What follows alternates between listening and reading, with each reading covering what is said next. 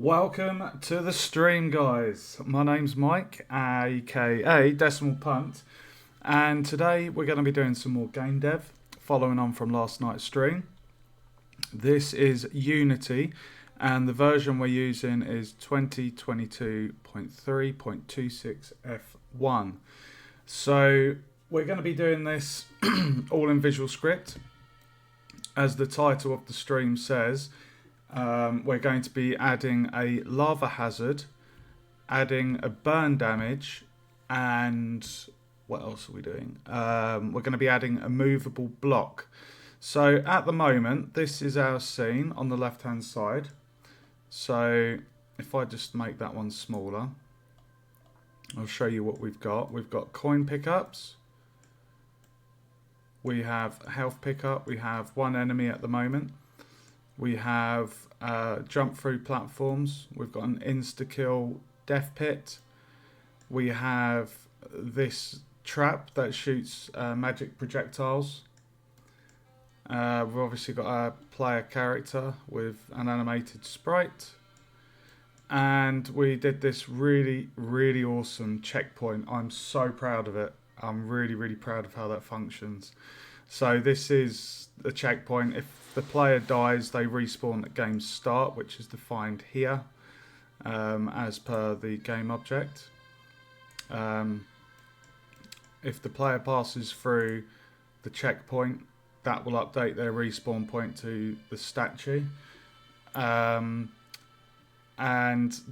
that's where we're at basically. So today I wanted to create the lava hazard.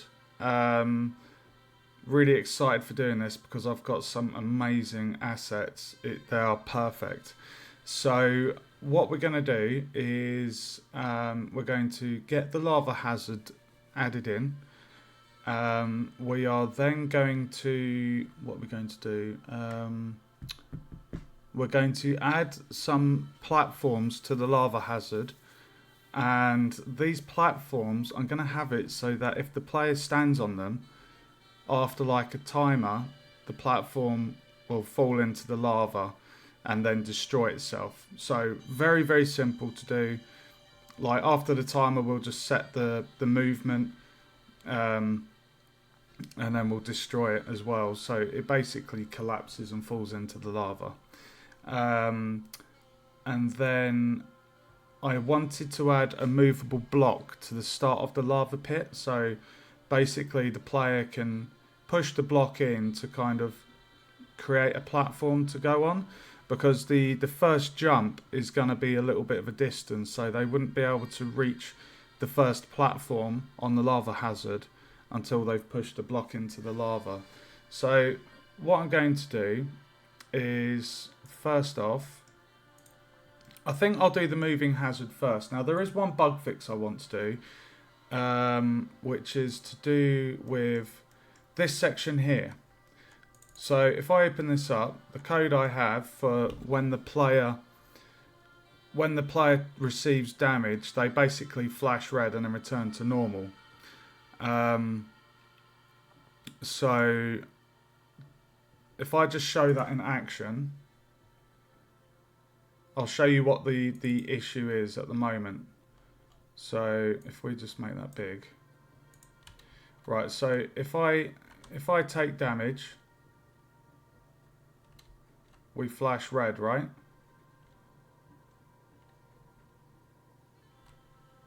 Jump up, now we're dead, but we return to white, whereas if I fall in the trap, I stay red.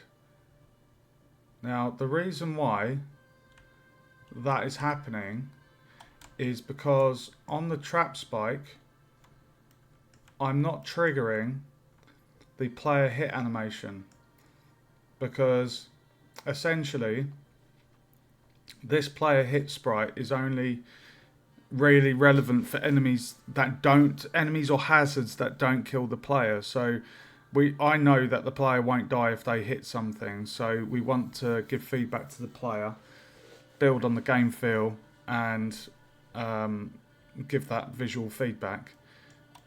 So as you can see in the magic trap, we trigger the player hit animation. We also have the player death, so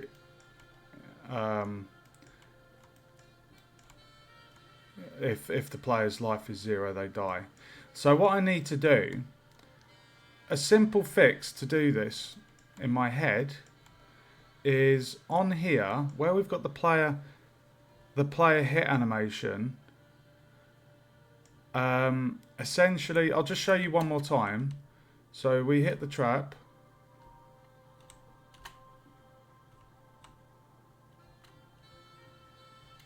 It happens in less than a second. So when I'm on 0, watch, I'll die and then I'll return to normal, and that's because of this hit code.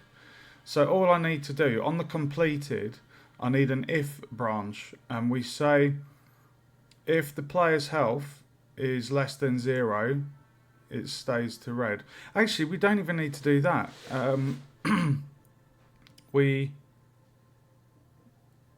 No, we do actually. Sorry, because this happens every time they're hit. Okay, so let me just fix this because it's been bugging me. It's not a major bug. I mean, it's just the code needs something adding to it. So if I just move this down, move this across. We're going to expand this just a little bit. Okay, so at the moment, if the player receives damage in the code for enemies and hazards that inflict damage, we give that little animation. So when it starts, they turn red. When it's completed, they turn white. So what I'm going to do, I'm going to move that over there. I'm going to temporarily just unplug that. So that was plugged into completed. So we need to have a branch statement. So we're going to do an if. Okay. So if the player's health is greater than 0, so basically down here, we need to get the global health, which is a scene variable. So we get global health, and then we need the greater than. So if the player's health is greater than 0, that's the condition. So if it's greater than 0, we will set that to white. And it should be that simple. I really hate how Unity's visual script just, it bugs me how that little node, that little wire is not perfectly straight. It really annoys me. So that should be all I need to do there, because you can see down here the player death sequence. If there's 0, less or equal to, we set their sprite as red. So in here, they take damage, they flash red, and when that time is completed, if their health is above 0, they return to white. If it's not, it won't change. It won't change back. So let's, moment of truth, guys. You ready? Let's test it. Right, so if we go on here, we're dead. We're red. Right, so now if I take some damage from my traps,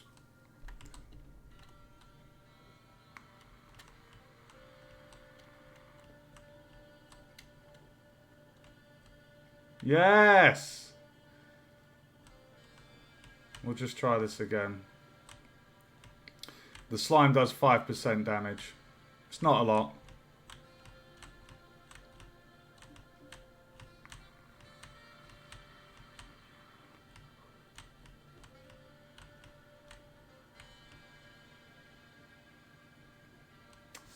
I've got it. I fixed it.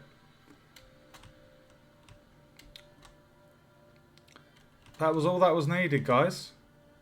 Tiny bit of code adding on.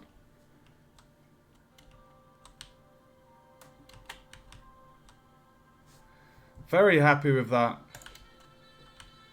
Very happy.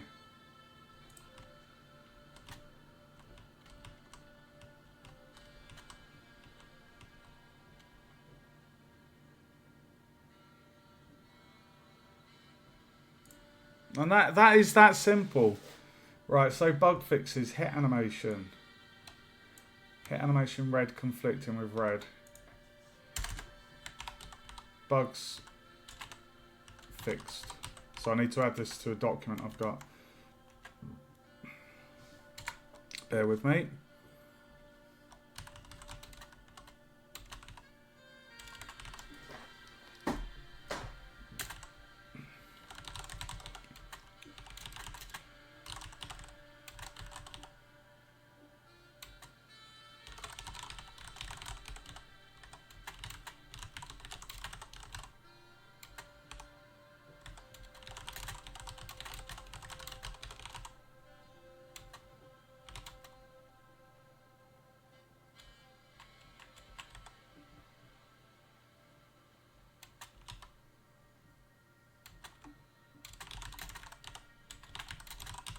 I'm very happy I fixed that bug because it was bugging me.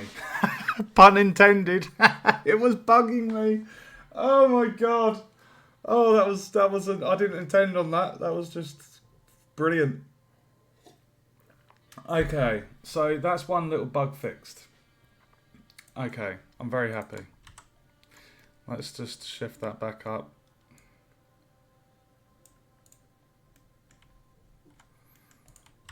Nice and easy. Okay, so let's do the movable block first. So, what am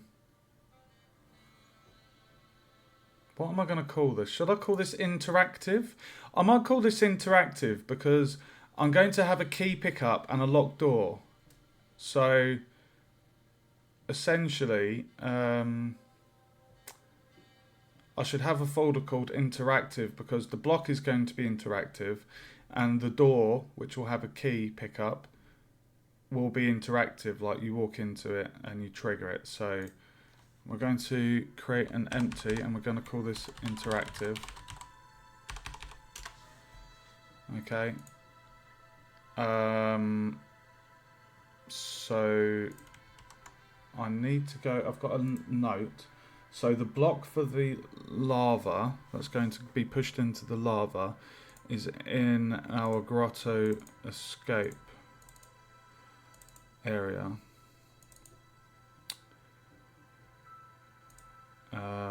Tiles.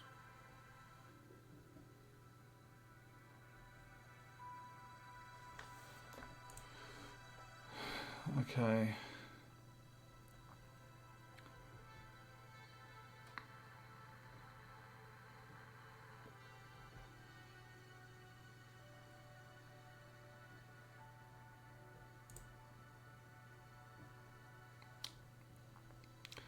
Okay, so you can see here on my assets, so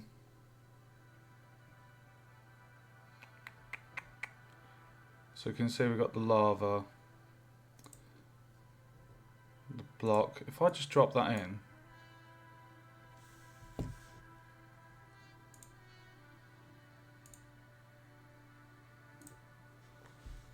so we could have this, like this block matches the colour of that, so it might make sense if we, how big is that? 32 by 32. I'm pretty sure the other ones are 16 by 16.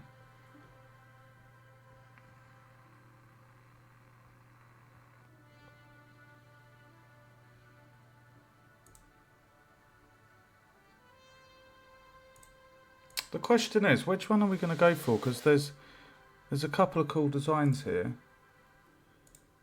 We have rock block 2 lava and then rock block 2.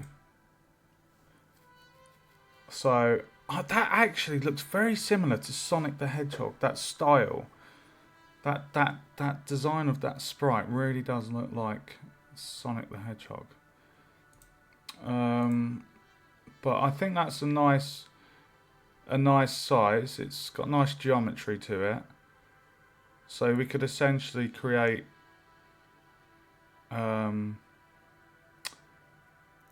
like 2 by 2 platform And then we can, the question is, which one am I going to go for? I don't think no, they're not animated. But the fact that these are going to be above the lava, it would make sense. It would make sense to have these blocks below the lava. Sorry, above the lava, because it kind of reflects the light of the lava. So on that basis, I think I'll go for rock block 2 lava.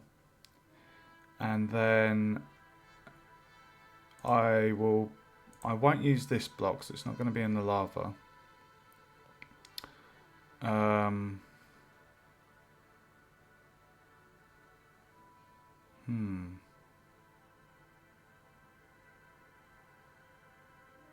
But I think I want that to be the movable block. So the player will push it into the lava. So let's do, we're going to create a 2D,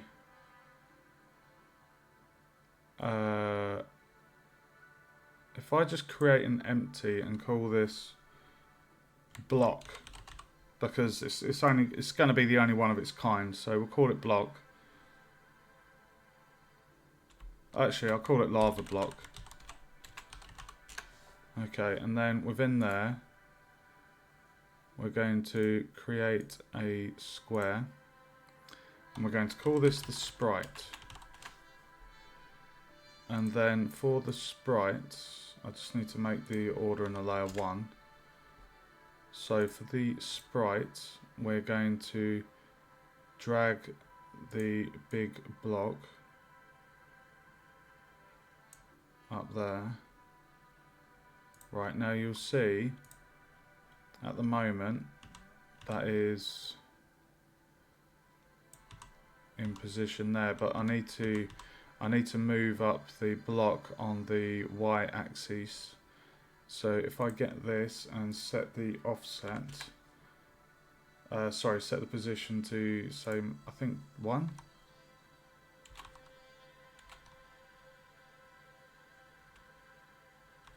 I think 2 will do it actually.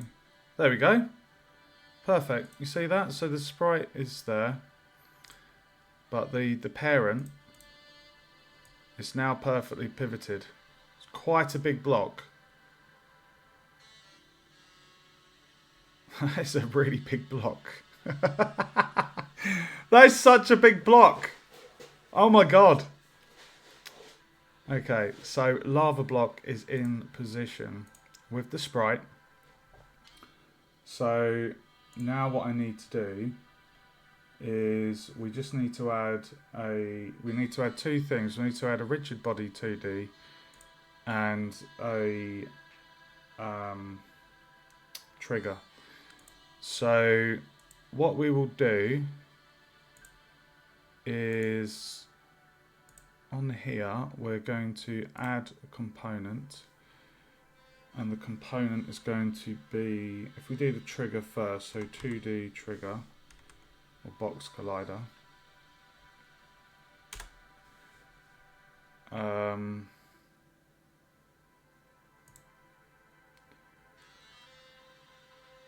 So we will make that size 2 and 2, and then it's going to be 0.5, 0.5. It's going to be 1, 1. There we go. Okay, so now you can see on the block we have the box collider perfectly covering the edge of the block. Now what we need to do is we need to add the rigid body 2D.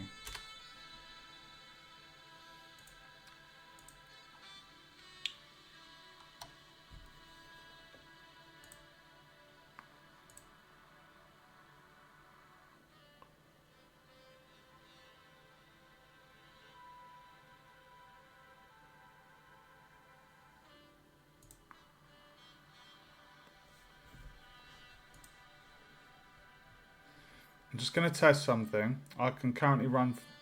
Oh dear.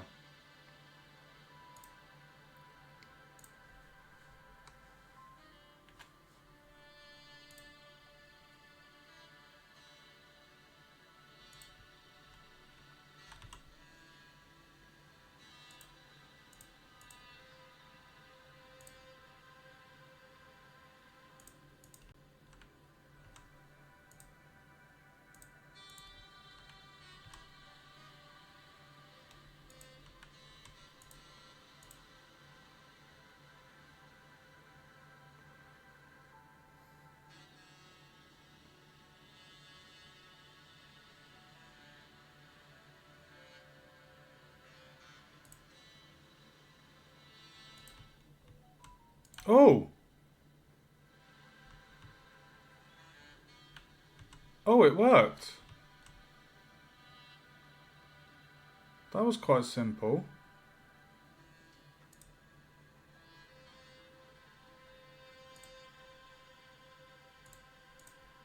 Alright, hold on. So if I turn off is trigger...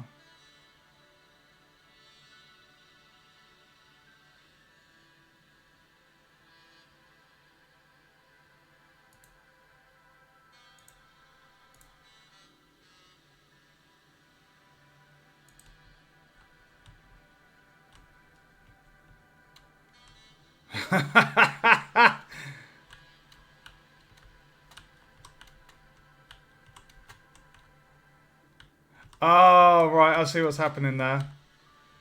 Because that's not got the platform layer, right, we need to, on the lava block, we need to set the layer as platform so the player can jump on it. That was really funny.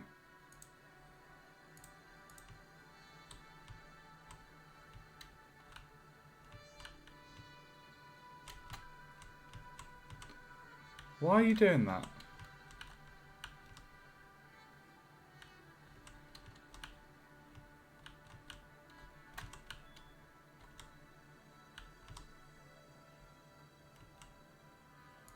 Is that because the child?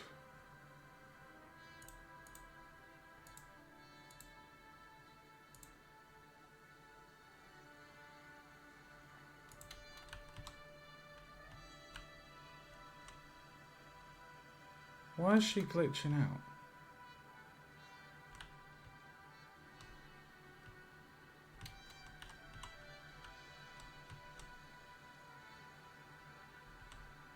Not sure why she's doing that.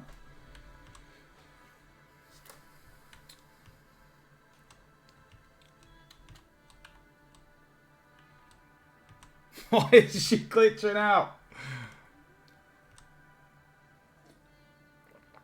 How strange.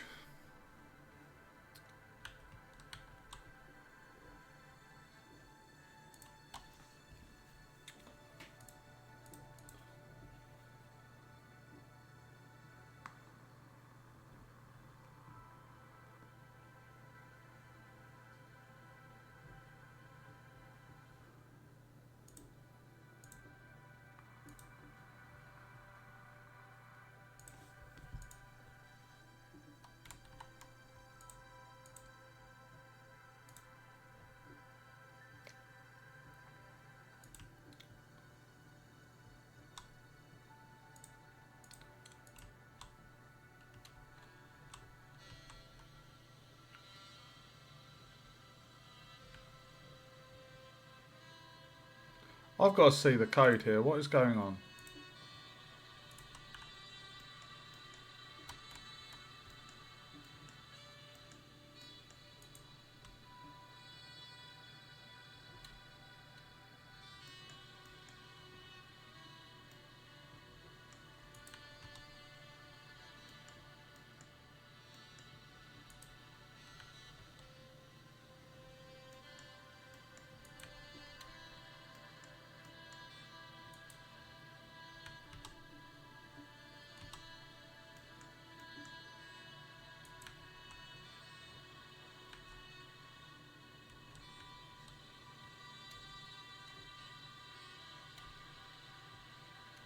So if we jump on that,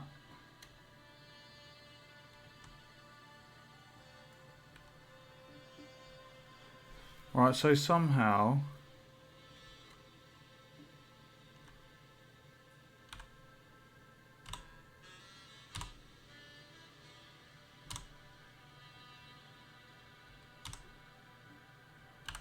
right, I can see what's happening. We're tagging the boolean ch moving.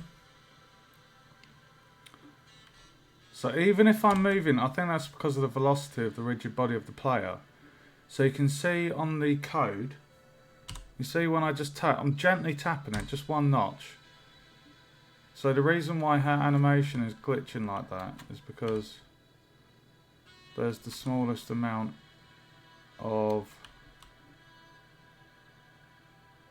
of velocity on the X. So how are we going to...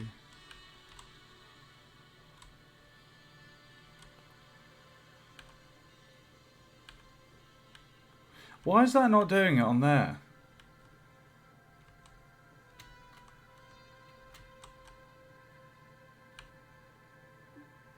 How strange. She doesn't do it on there.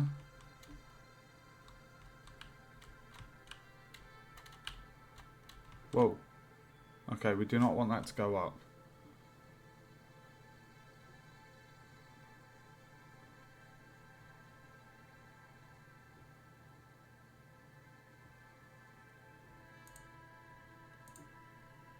Why is that?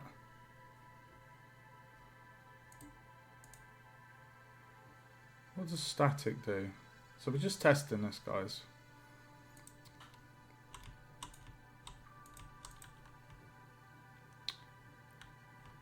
Oh, dude. I was on the wrong thing.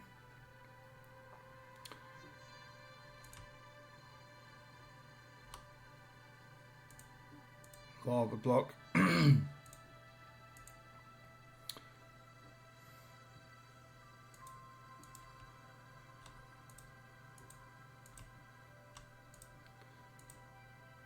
Welcome to the stream union.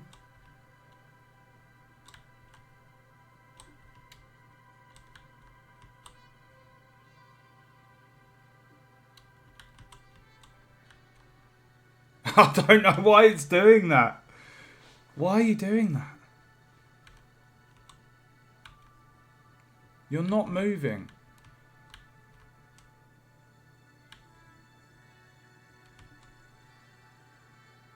I wonder if that's because of the angular drag.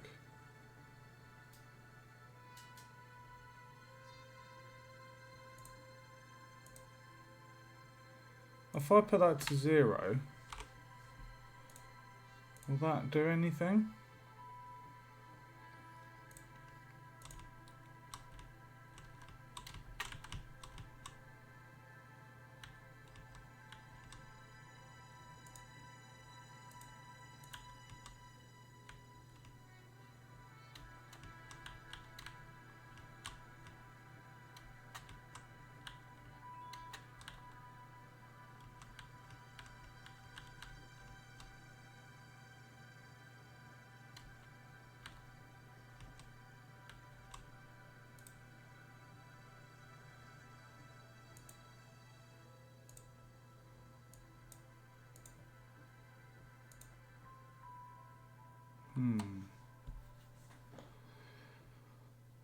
Let's see if we can read what these do.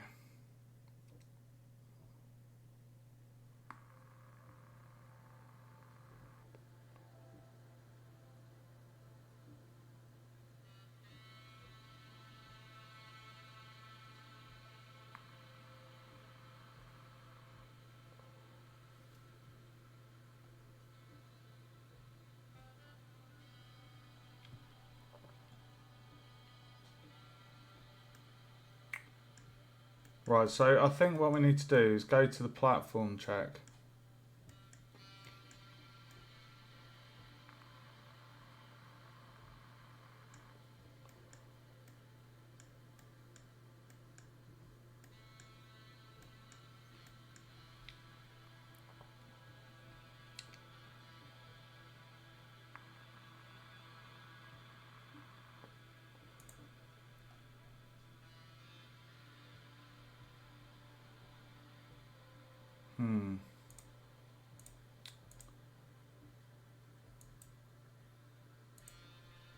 Is that because that's not got...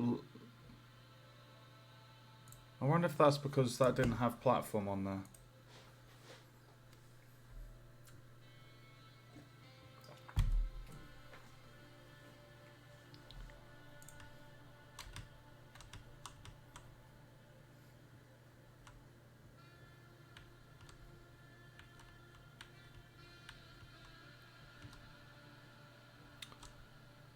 That's so annoying that on here she doesn't do it, but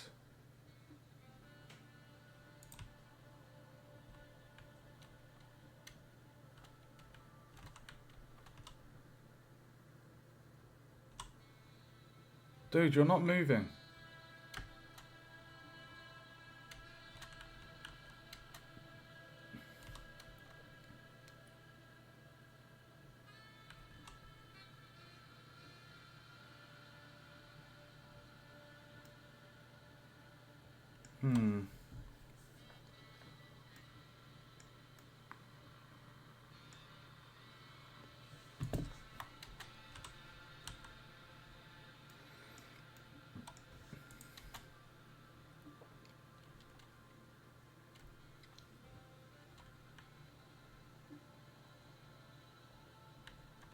What is the difference between that block and that?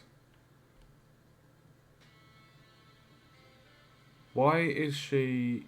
when we're on here, it's not doing it. But when we're on here...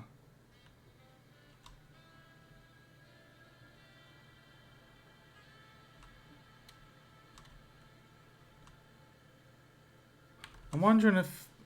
It doesn't make sense. I wonder if it's because of the rigid body. Let's just test this. If I get rid on the lava block, if I just get rid of the rigid body and see if she does that.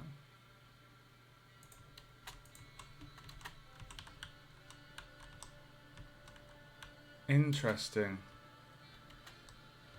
Interesting.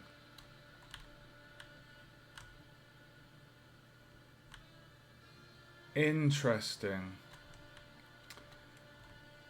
Very interesting.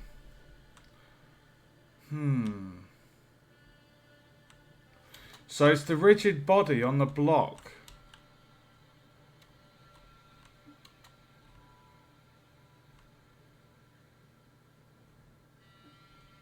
It's the rigid body on the block. I wonder...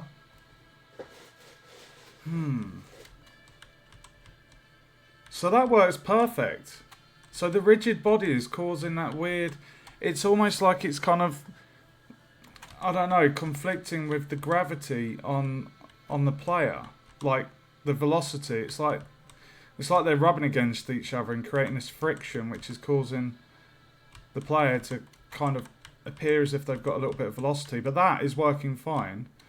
So if I go back to the rigid body, if I add the rigid body,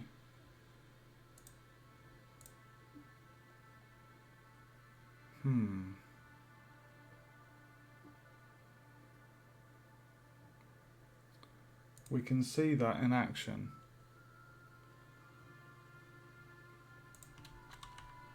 So the rigid body on that causes that problem.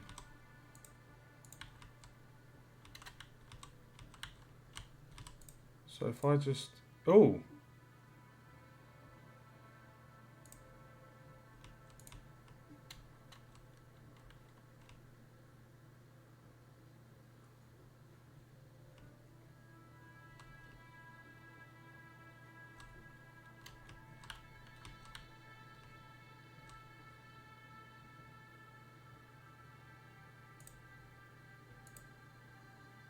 What happens if I do continuous?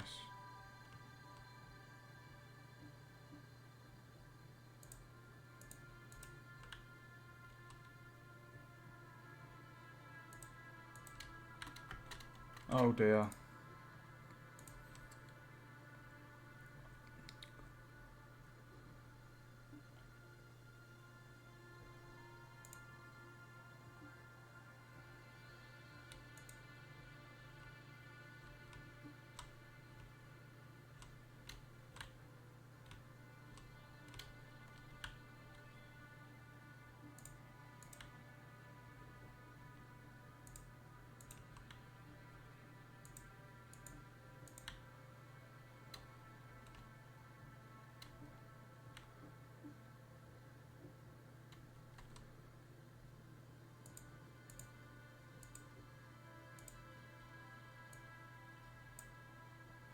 we freeze the Z rotation,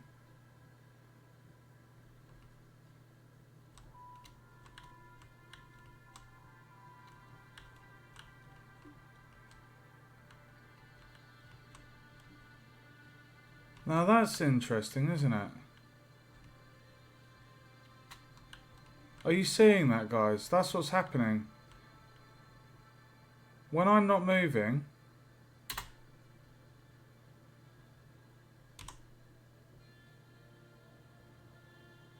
dude, you're not running, stop. Interesting. If we jump on top,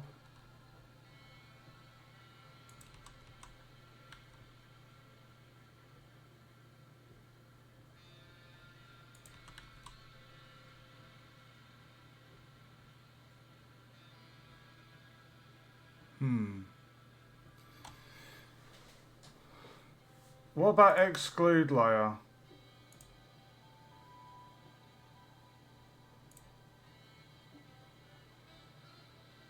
Why is it getting velocity though? The block isn't moving. Are you seeing that, guys?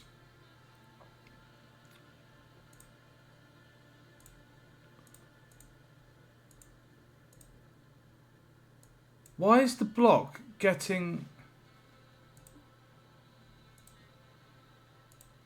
It shouldn't be getting any velocity. It's not moving.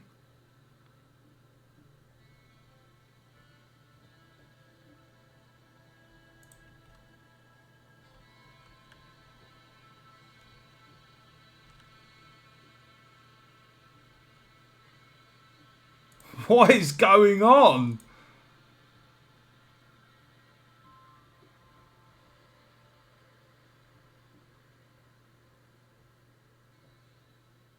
Angular drag.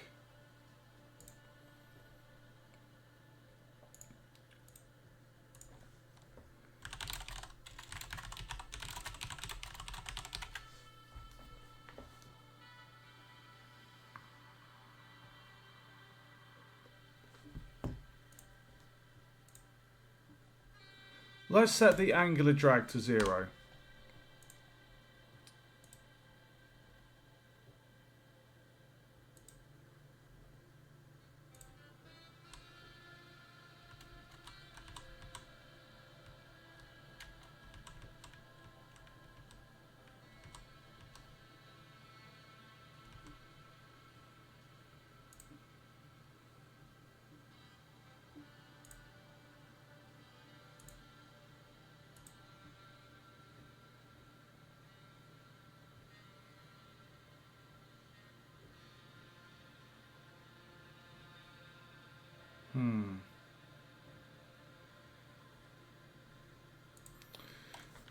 Right, I'm trying to think of a solution here.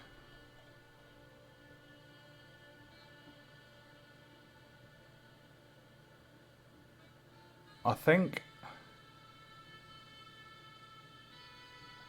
I know what I need to do.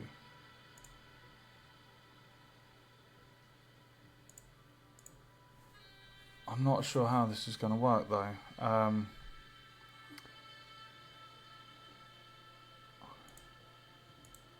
The lava block needs to have the collider, but it's like we need a jumpable section on there where the player can't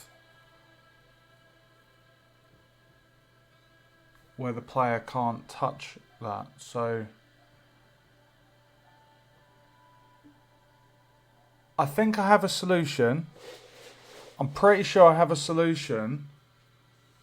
But it's going to be... I don't even think it will let me add another collider. Oh, it will. Ah. Okay, so you see what's happening here, guys. We've got it so that... The problem we have is when the player touches that rigid body...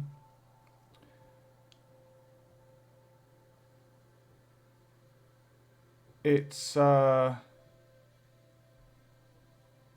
a bit of a bugger. So the rigid body.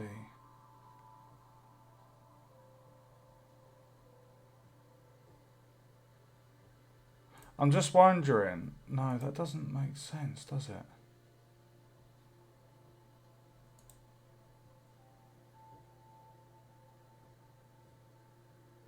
I'm just trying to think the best way to do this.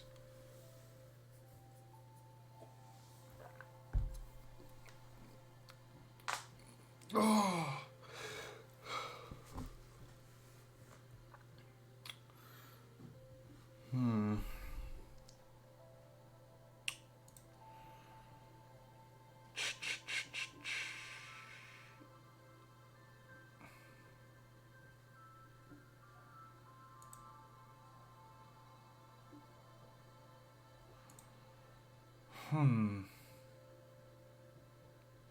So if that rigid body is off, the player doesn't have the problem.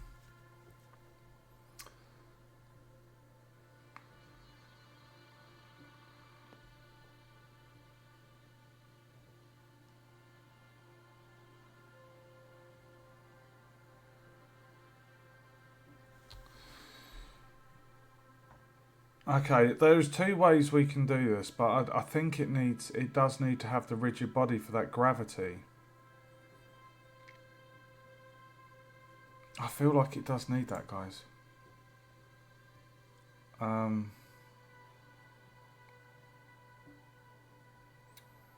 We know that when the rigid body of our character is touching the rigid body of the block, it's creating that weird... It's creating that very weird...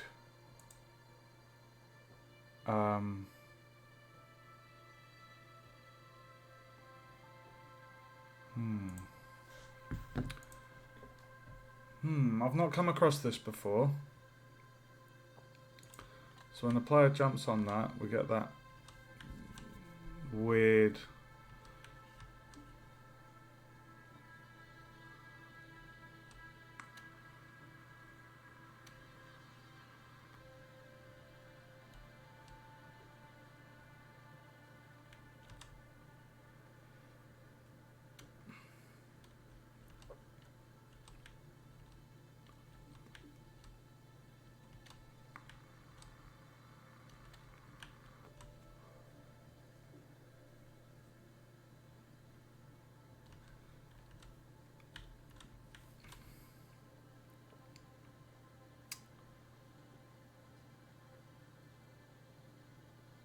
I think I have a solution.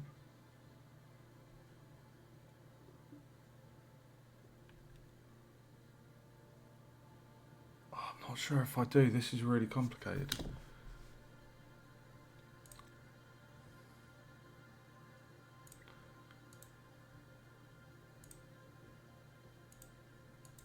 This is so annoying. Right, rigid body 2D. So I don't think you can... It applies to the whole thing.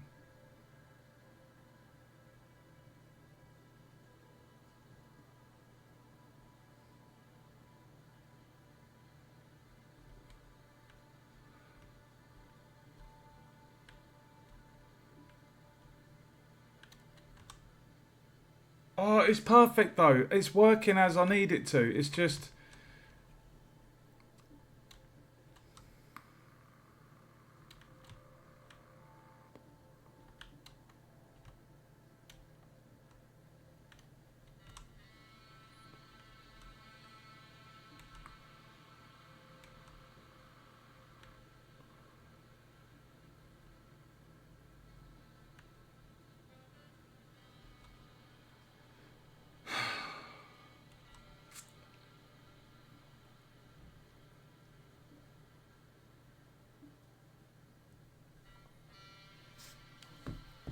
Come on, Mike, you can solve this. Right, we know that the rigid body... What's my rigid body? Right, let's watch this here.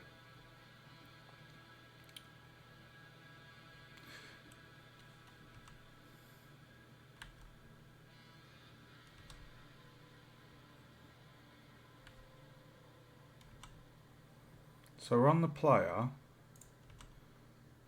Can I exclude?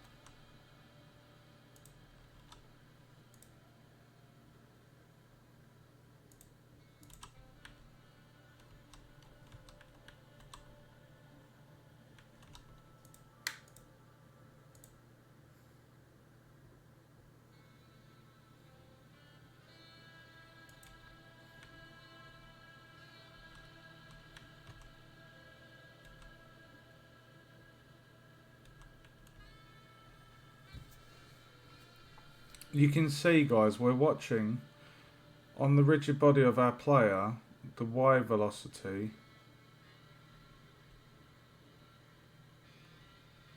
Look at that. When we're on the flat platform, can you see that? We're getting no velocity on the Y.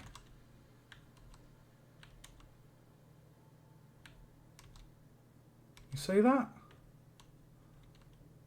But when I'm on top of the cube,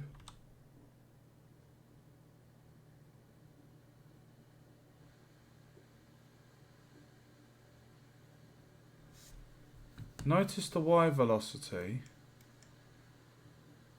I'm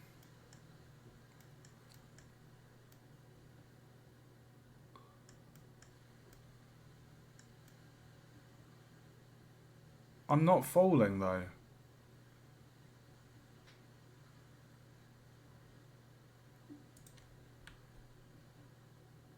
Look, the Boolean of the Y velocity, I'm not falling.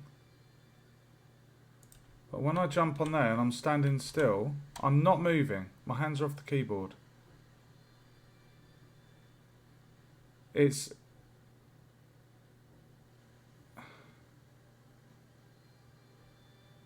got to be that rigid body of the cube. It has to be. Right. Okay. We're getting somewhere. Okay. I wonder. Can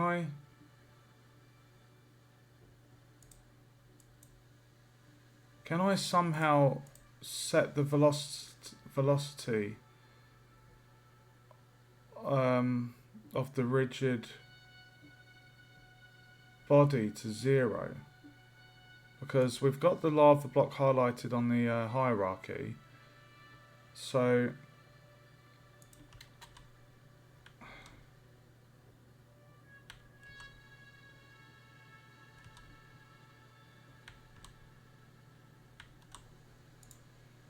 I need to query this.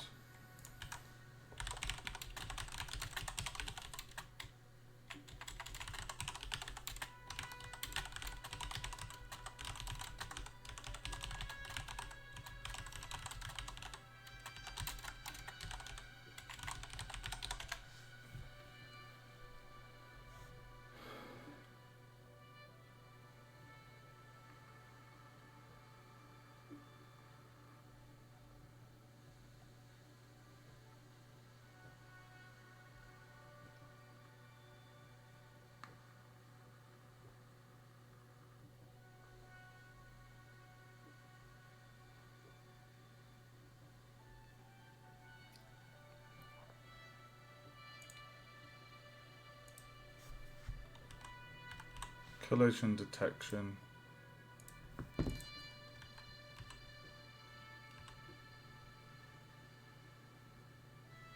So by default, that's on discrete.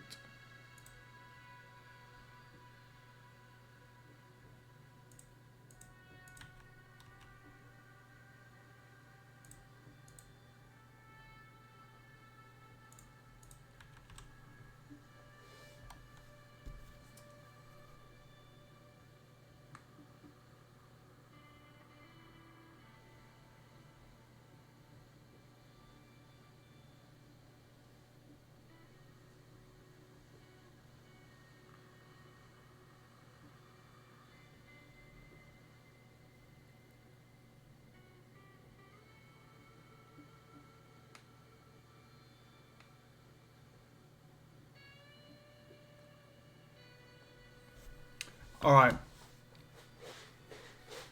This is annoying. I don't want to have to do it this way. But because it's causing a problem with the Y velocity, like, you can see that, guys. It's annoying the hell out of me. So if I remove the rigid body from the block,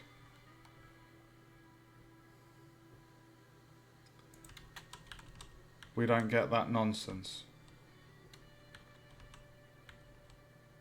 That is as expected. So I think what we need to do then, we need to get the velocity of the rigid body of the player and add that to the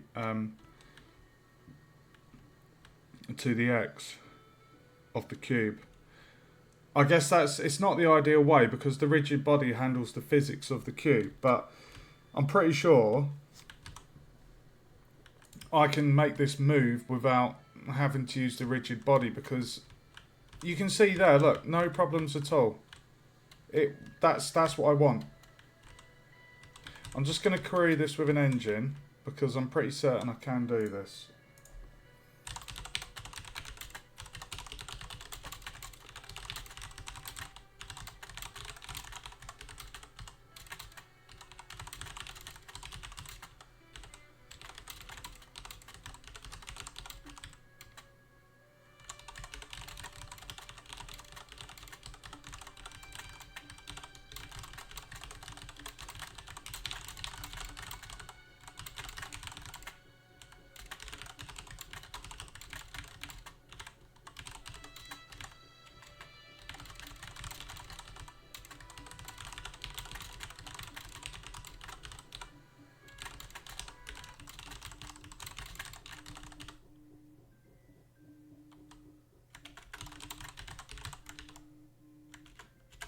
Alright, 1 second, guys.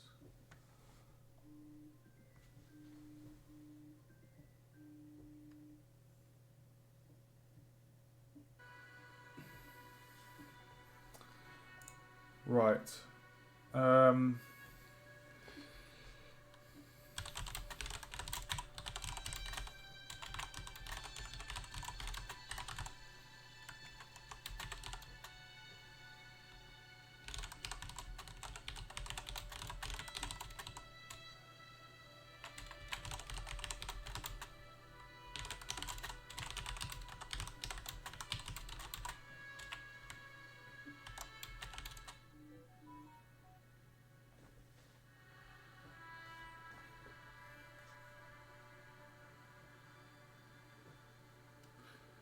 Get velocity of player at the x.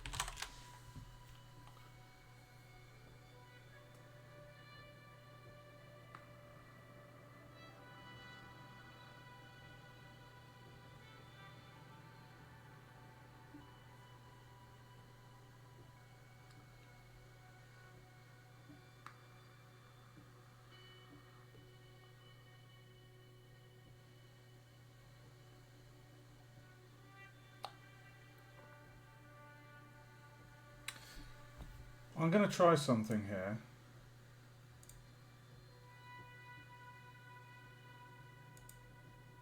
I'm going to remove.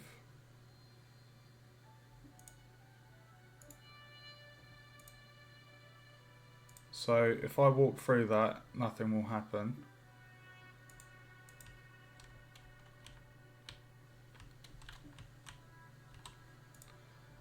If I add component,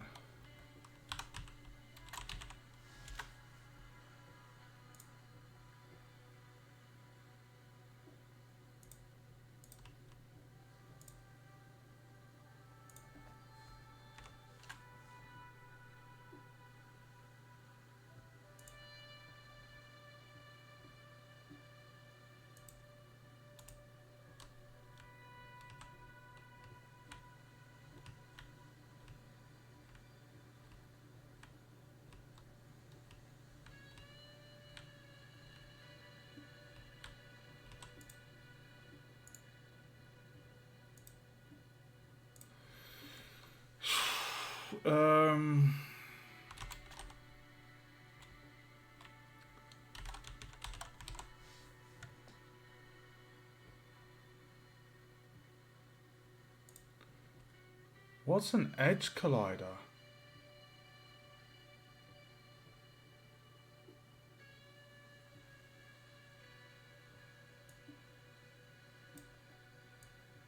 Dude.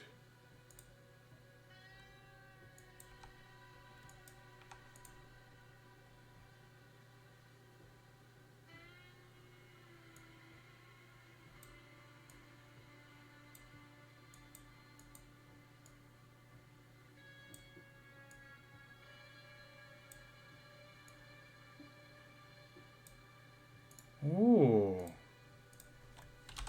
Not used that before. I am still live, dude. What? Welcome to the stream. What do you mean? I thought you were still live. I am. Oh, you mean from last night? Do you mean from last night, dude? Where I was doing the checkpoint. From 10. Yeah. I've got an issue at the minute. I've basically got this cube, which the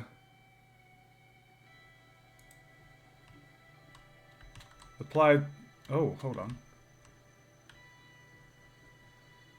Oh, sorry. Oh, let me just sort that out.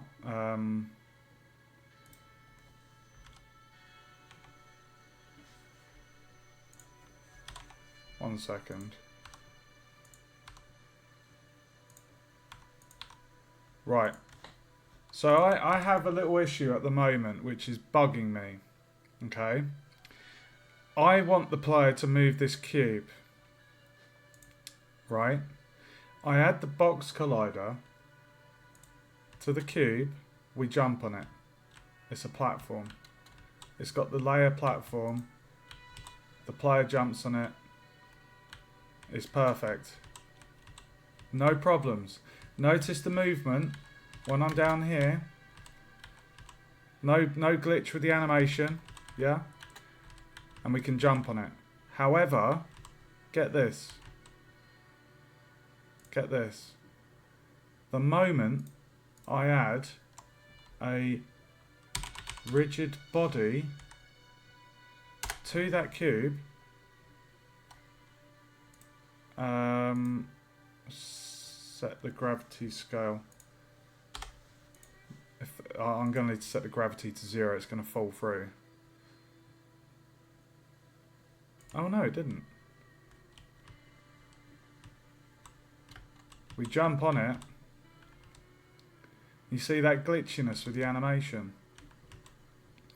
And if you note at the bottom here in the rigid body 2D, you can see these figures are going batshit crazy. It's just going mad.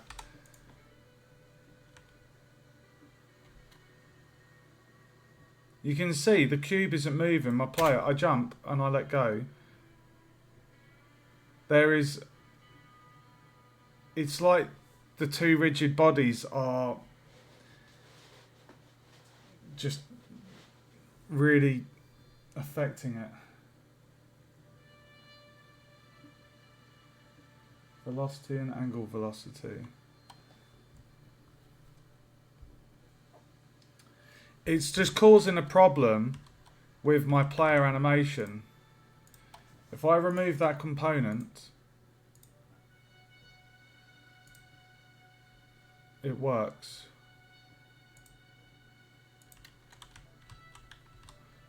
So, just bear with me 1 second.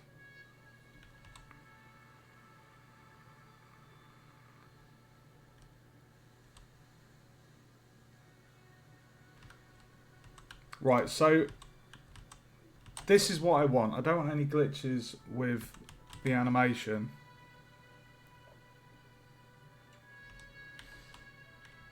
Yeah, I've been watching the script graph, and when I was on top of the rigid body, it was registering as me having velocity even though I wasn't moving, and I'm on the platform, and my ground check, it was all set up right. It's just there's obviously some friction between the two rigid bodies. So I'm thinking of two ways I can do this. There's two ways I can do this. So, bear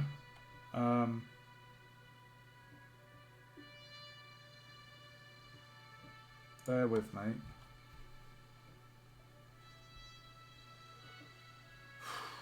Okay. There's two ways of doing this, guys. Epsilons. No, I've heard of that word, but I don't think I've used them.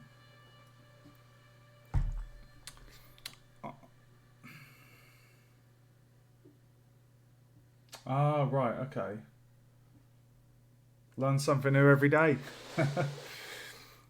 I'm going to try another method because I've got 3 games I have to make, and tomorrow is March. The deadline for these 3 games is end of April. I've got a lot on my plate, so as a simple workaround, instead of having a rigid body on the lava block, we're going to have this collider. A simple collider, it works, it acts as a platform, we can stand on it. Okay? Job done. I'm happy with that, right? So to get this to move, you notice here, you can see the little green outline. Now, I can add,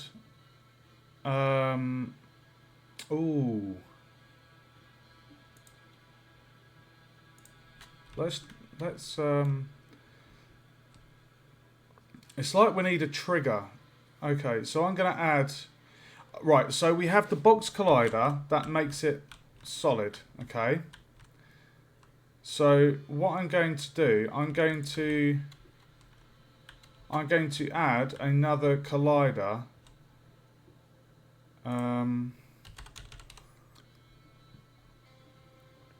But I'm going to have it as a circle collider 2D. So you can see there on this map,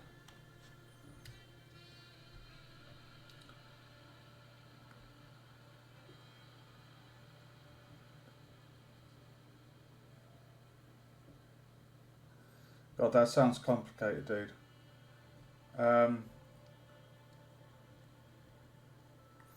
There's a lot of code in my player movement, and I don't want to overcomplicate it. The code's already quite full on as it is. So I'm going to do this as a simple workaround. So you can see I've got this circle collider, right? If I click on this box collider, you can see we've got the box collider, which isn't a trigger, but we can have this circle collider, which is. So if I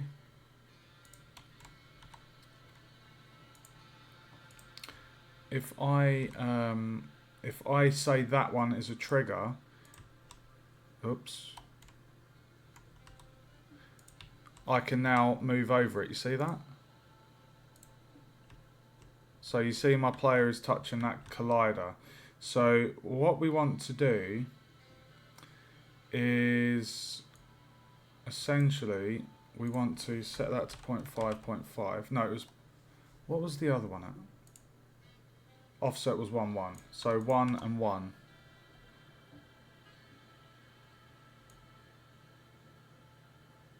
The only problem is we don't want the collider to be on top. We want it to just be, we want it to be coming out of the sides. So I'm going to try a different collider. So capsule collider, horizontal, there we go.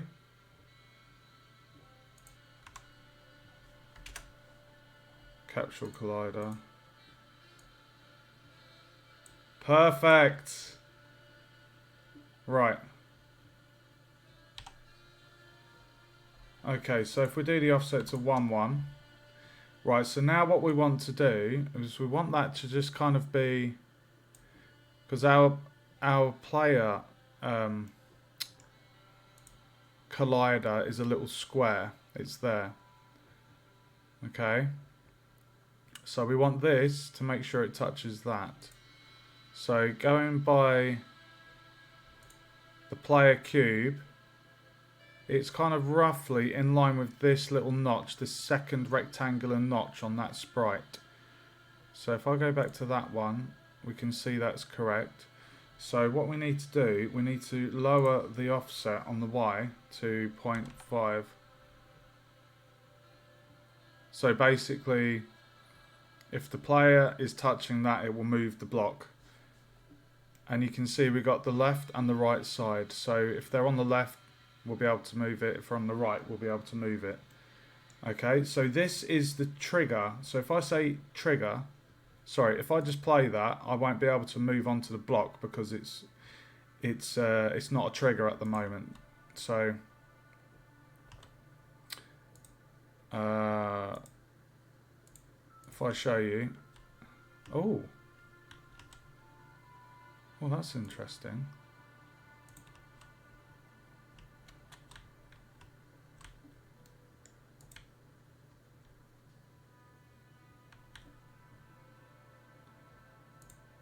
Oh no, it is. I'm not touching it. Look, you can see the gap from my cube to, oh fuck. You can see my cube is not touching the box. Okay, so what we need to do, that is working. We need to fine tune it because at the moment, the player is, I mean, they're kind of, if they were pushing the block from there, it doesn't look right. We need to shift the collider ever so slightly. So what we will do is we will get the size of this and just shrink it so it gives enough space for our player. How have you been, Annie Azaria? How have you been? How's your engine going? Is it going good? Right, so she's touching that at the moment.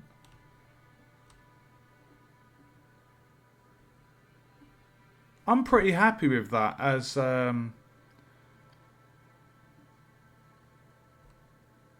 the distance, like her hand is almost touching that. So if I was to run into that, it is like ever so slightly.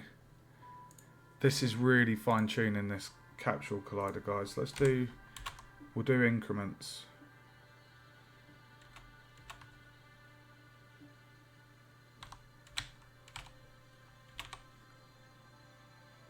Right, now I shouldn't be able to touch that. If I zoom in, click on my player, there we go. You can see that her hand animation is touching the block, and there is still that ever so slight gap. So the moment I turn on the capsule collider to be a trigger, basically that distance is where she's going to be kind of, that's the trigger zone. So let's turn it on as a trigger. I mean, I could make that even smaller.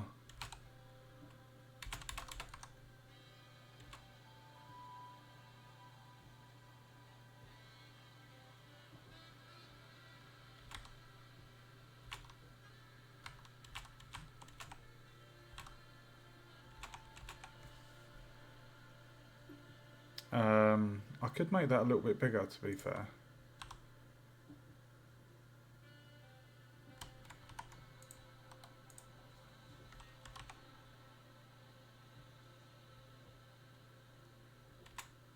No, you know what? I'm going to keep it at 1. Right, so now, if I touch that, there we go, we're moving. Okay, so if I jump up here, no glitch.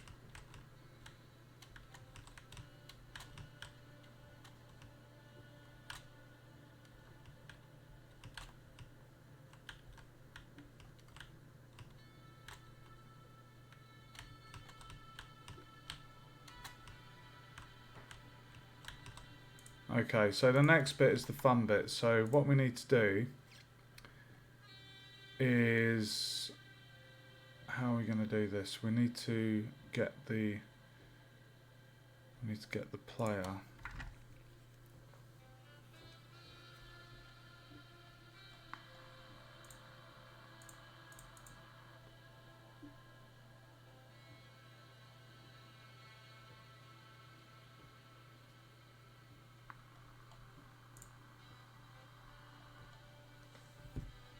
Okay. Oh.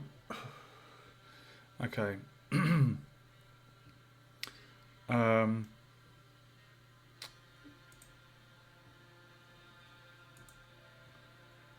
All right. So we have the collider in. Right. So I need another coffee, guys. Let's just get this movement sorted, and then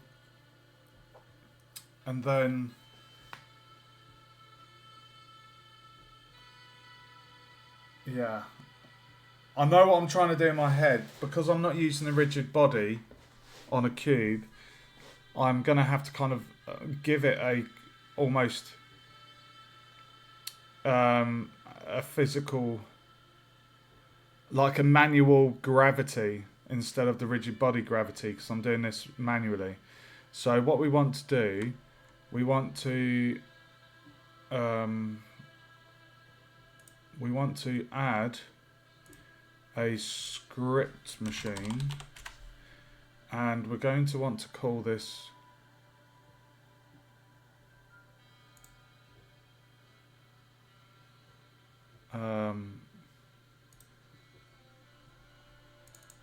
if we just call this lava block,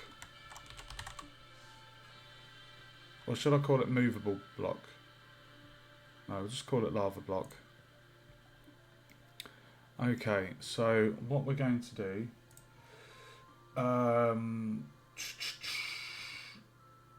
right, so we've got, hold on.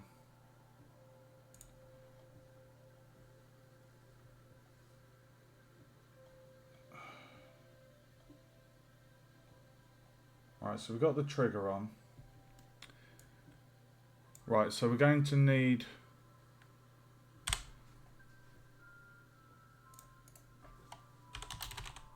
on trigger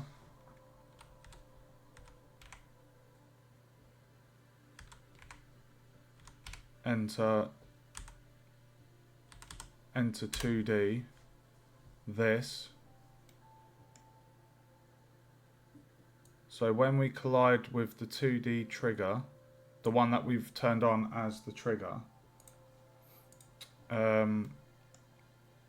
we're going to get the player's velocity.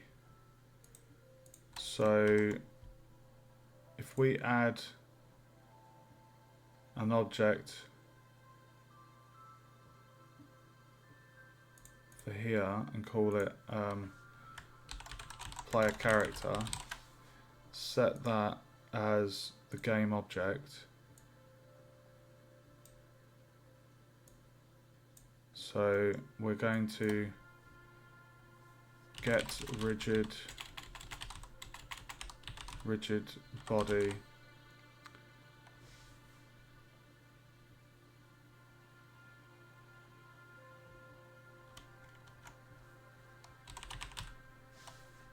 rigid body 2D.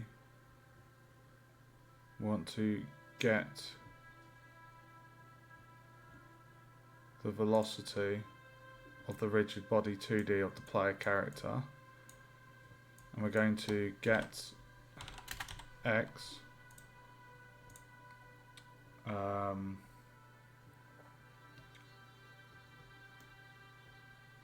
so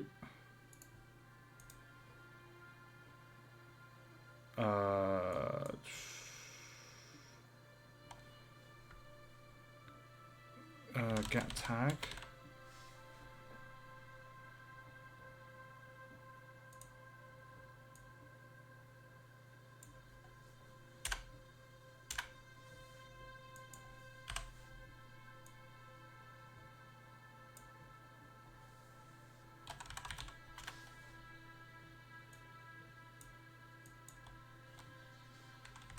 String literal.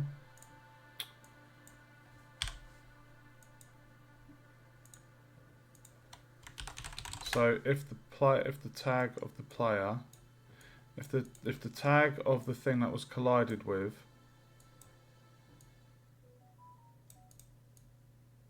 is that,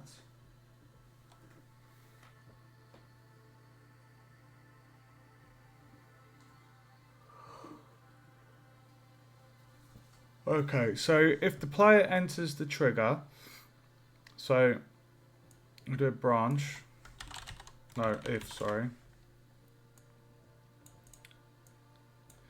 So if the thing colliding with the trigger has the tag player, if that's true, we're going to set position of this oh my god.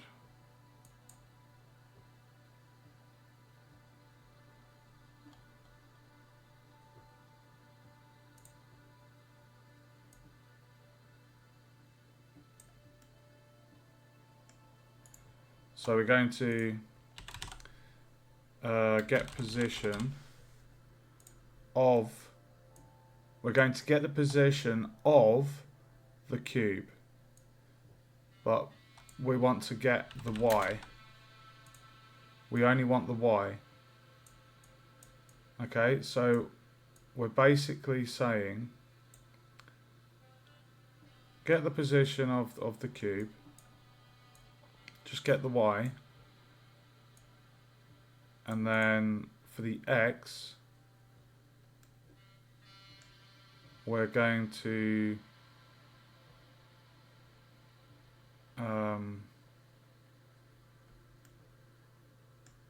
well, we do need to get the X of that. We need to get the X of that. But for this one, we're going to be adding. We're going to be add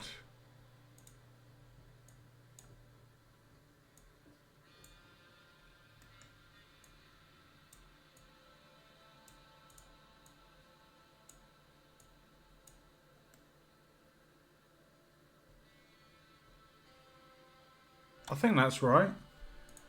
Let's just check. So when the player collides with the trigger, if that's true, we're going to set the position of the cube.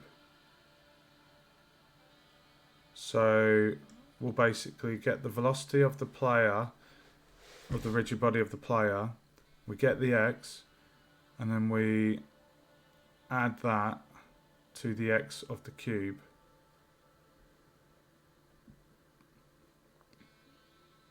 I think that's right. It might not work. It might send it somewhere else.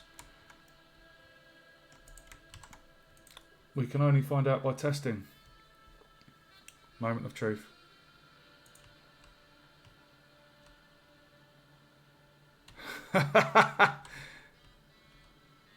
Okay.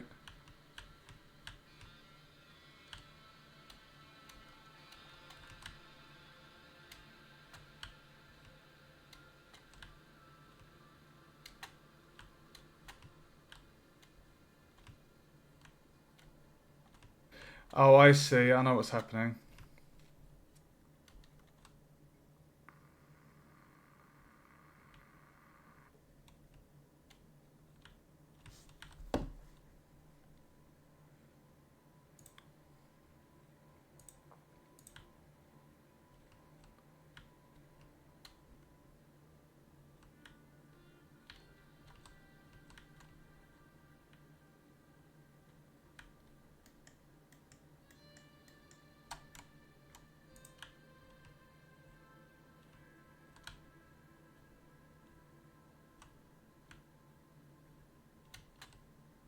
Hold on.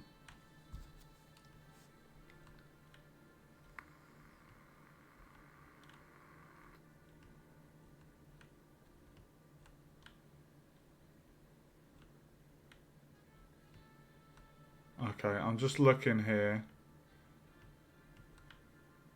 Right, I see what's happening. So because the velocity, it goes up to 6.7, right? So we're adding quite a lot to the x. So instead, what we should be doing is...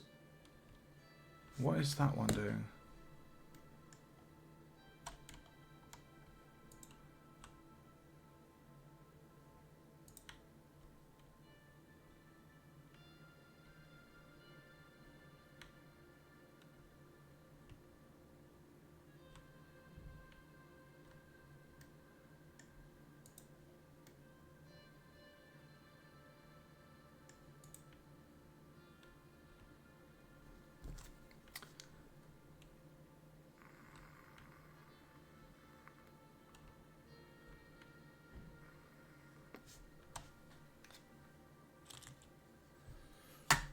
Okay, I can see what's happening. We just need to...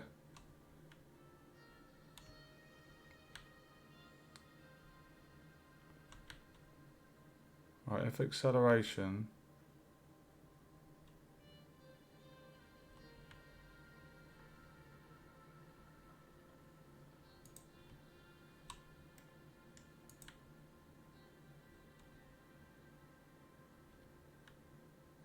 Okay, all right. If the right, okay, I know what to do. If velocity is above 0, we'll add 1 to the thingy of the cube. If the velocity is greater than less than 0, right? Okay. Yeah. Okay. Got ya. Let's do that instead.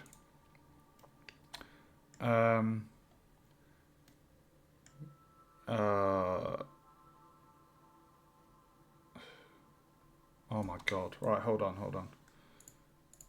Right. Get the velocity. Branch. No, hold on. Right, so if that's true...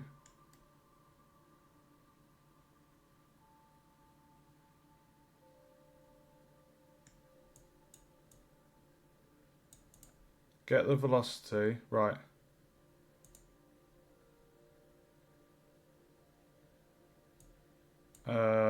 If it's greater than 0,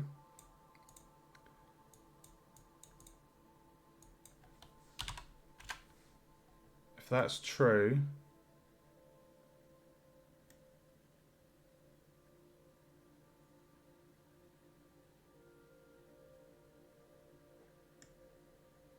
Right, if that's true, let me do this. If it's greater than 0, we will do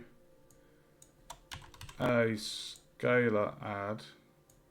So we will get the x of that and add 1. Okay, so we're basically saying if the velocity is above 0, then we add 1 to the cube. Let's just test that works. That should work.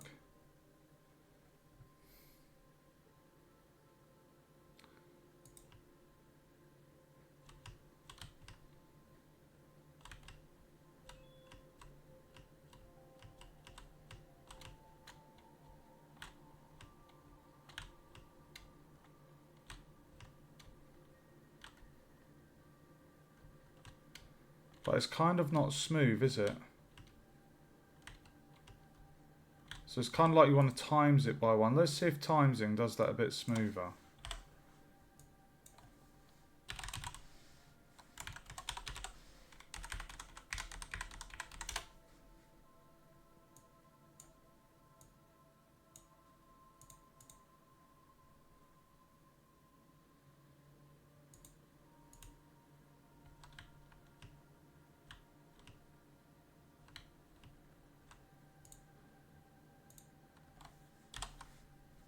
Let's do 1.1.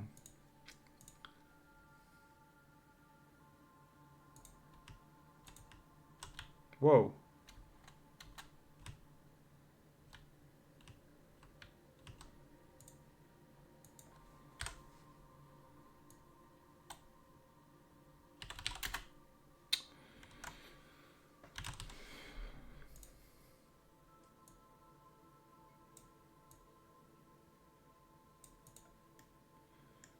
The problem with that is it's a bit jittery.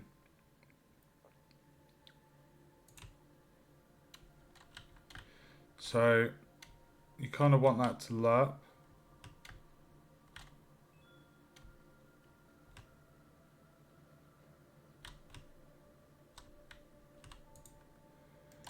And if I go to...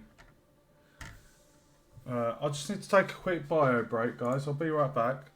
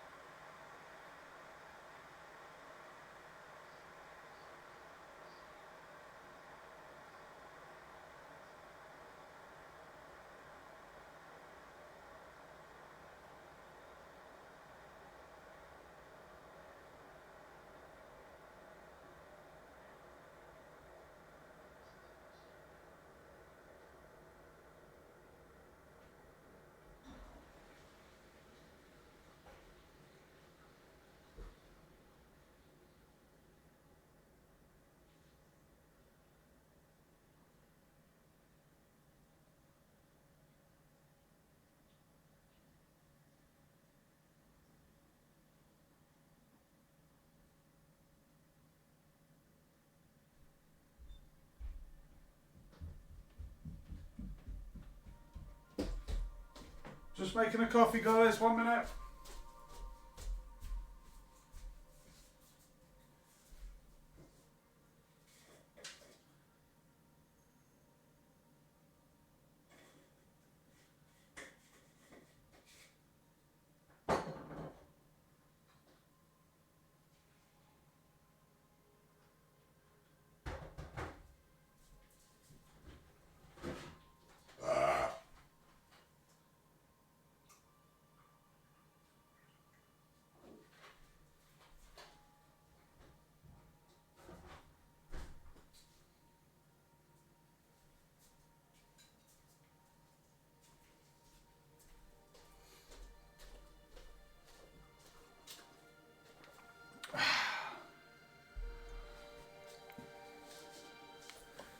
I'm back, guys. Oh, baby, I'm back. Okay, back into the action. Right, so the movement is... It does its job, however...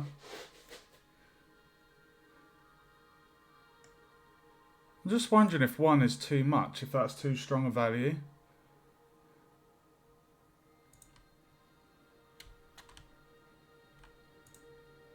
I'm going to add 0.1. Let's see how that looks.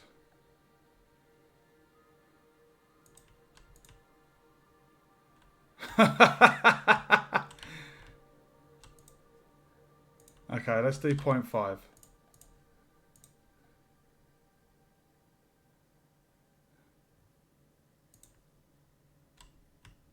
That's a lot better. Okay, alright. Right, now we need to make it lerp. The lerp will give it a smooth movement. So let's get a lerp. A lerpy werpy.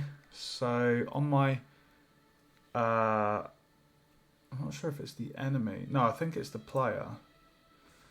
So I just need to find the code where we've got lerp. There we go.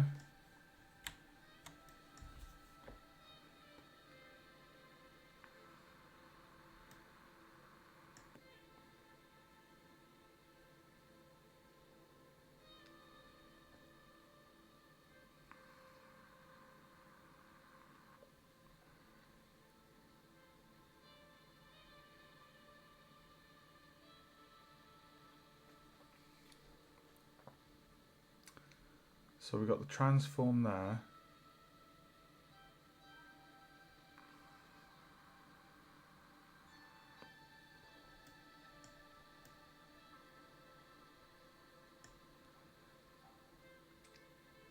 Let's just look at this code. Create a vector, lerp.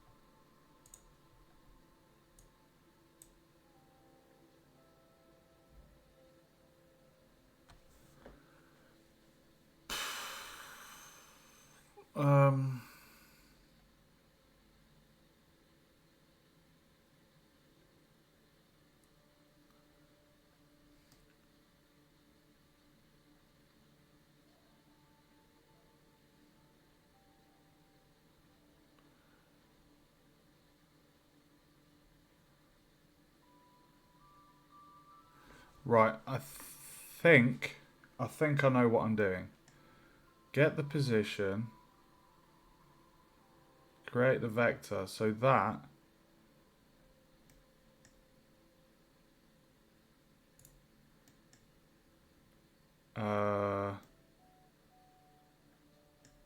right, so this is creating the new one. So if we put, that's where it's going to, and then this is where it's coming from, and then that should go in there. Now with me having nothing in the time, I don't think that's going to do anything.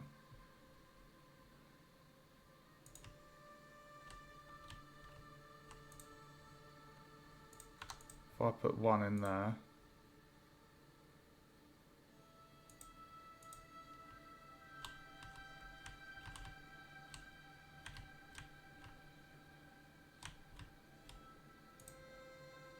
Right, so if I go back to the player,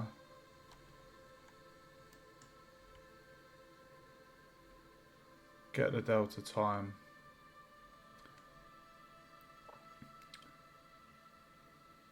multiply it.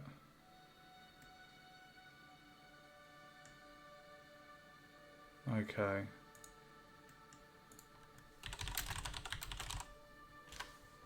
If I just plug that in there, see what that does.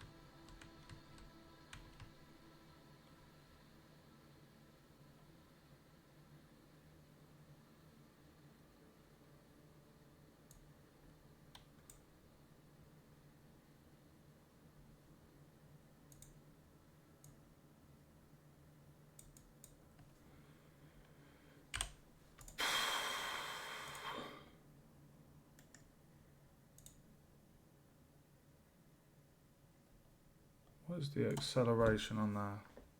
4.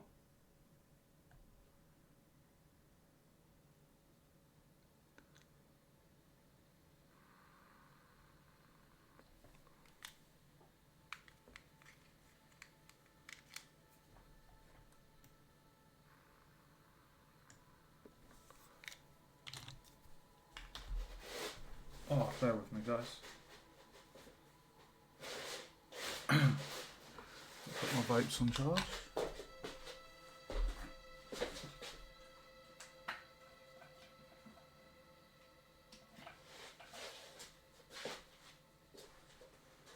Oh.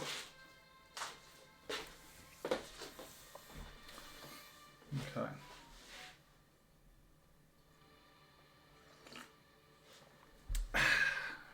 Right. So we're getting the acceleration times in that by the delta time, and that's what's causing the lerp. So if I just add a variable called speed,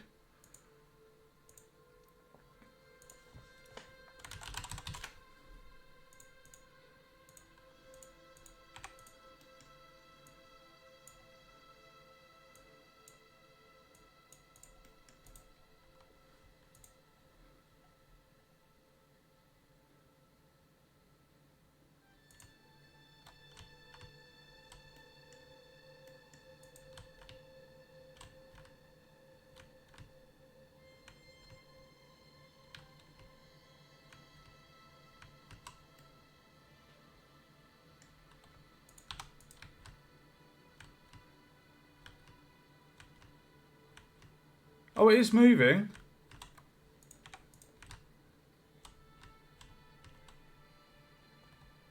It was just ever so small.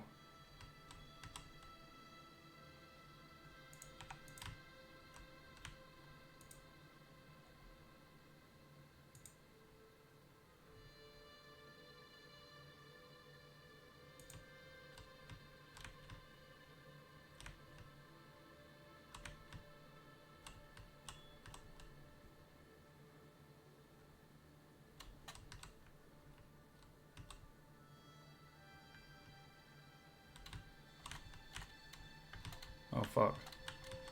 I'm stuck.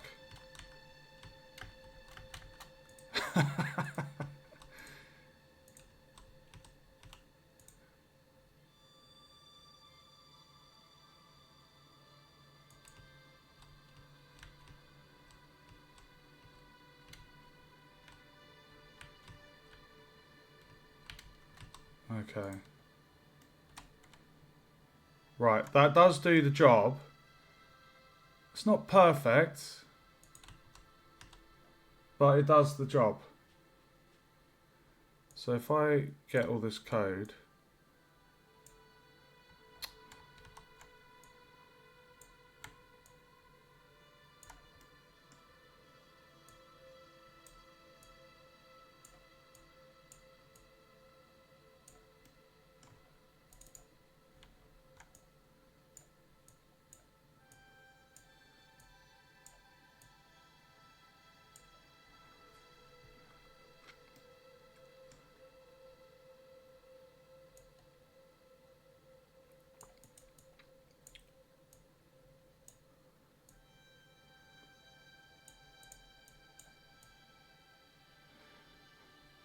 oh my god, this is a lot of code for moving a block without the rigid body.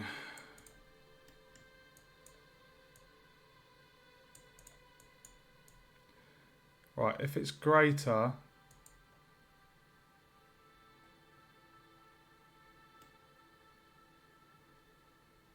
okay, when we trigger, if that's true, we need an if.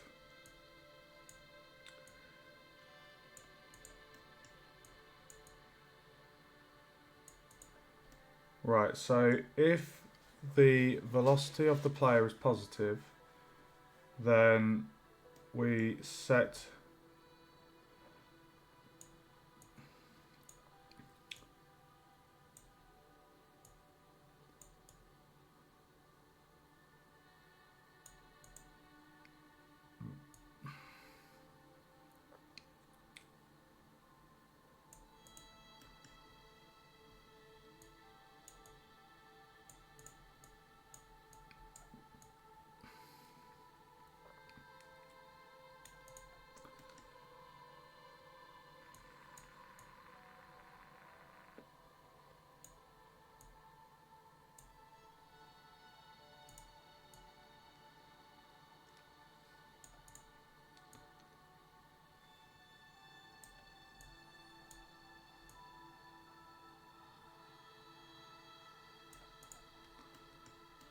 alright.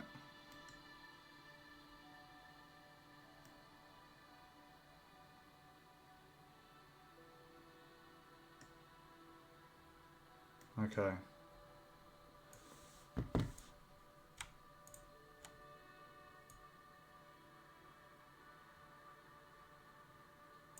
Right. So this is for moving a block right.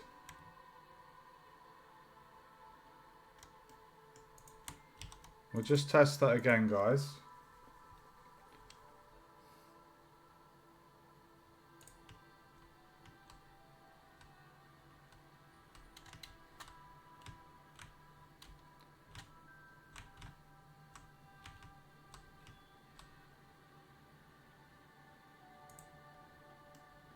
So now, if I copy this,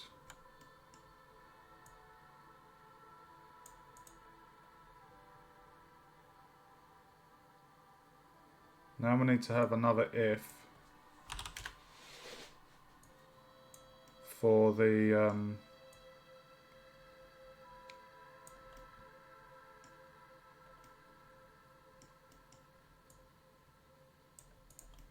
so this if is going to be for that less than 0 as the condition. So if the velocity of the rigid body on the x is less than 0, and that's true, then we will do the other of this.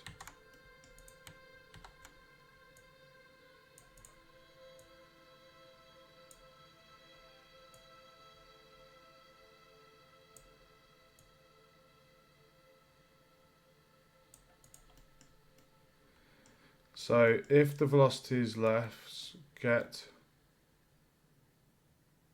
hold on, get the transform position. So you don't want to add to it, you want to subtract 4. So subtract 4. Oopsie daisy. Subtract 4 times the delta speed. Right, so we're adding to the x, we're subtracting from the x. Let's see if that works.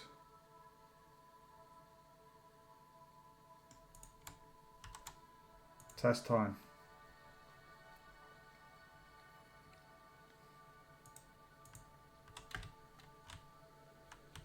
Yeah, baby!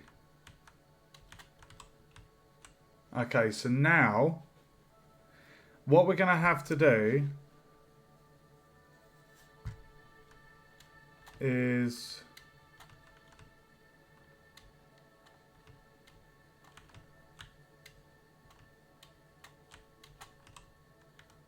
we need this block to move down. So I've successfully, without the use of a rigid body, because of the conflict between the velocities and just being a bit of a bastard, I've bypassed the rigid body, which is the easiest method, but it moves the cube.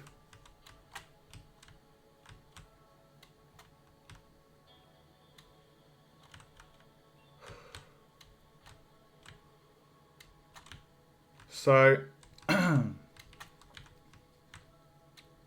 really happy with that.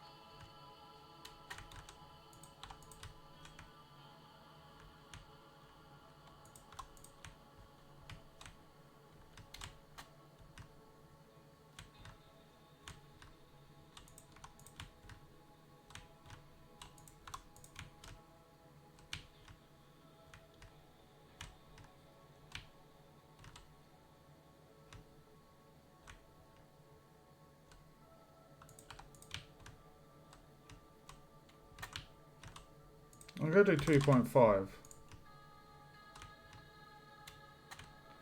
Right, it doesn't like it when I do that.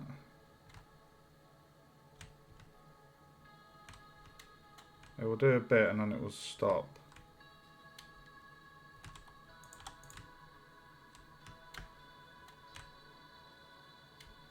That's a lot better. That looks a lot cleaner. Guys, I did it! I did it!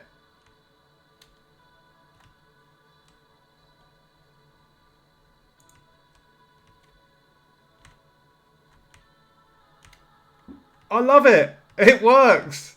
Right, so now what we need to do, to give it the effect, the visual effect, as if gravity is pulling it down, we need to then we need to have a lava block trigger. So essentially, I think what we need to do now, we have the movement of that lava block, but we need the gravity. So it's kind of like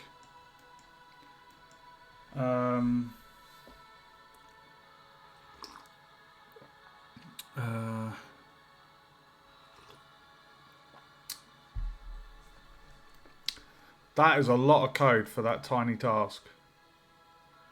This is bypassing the rigid body.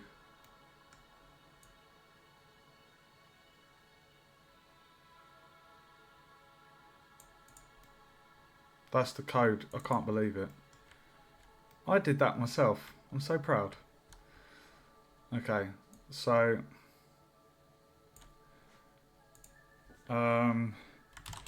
due to issue with player rigid body and lava block rigid body, opted for alternative method to move the block based on the player's velocity. Due to issue with player rigid body and lava block rigid body, opted for alternative method to move the block based on the player's rigid body, bypassing the rigid body altogether. Perfect.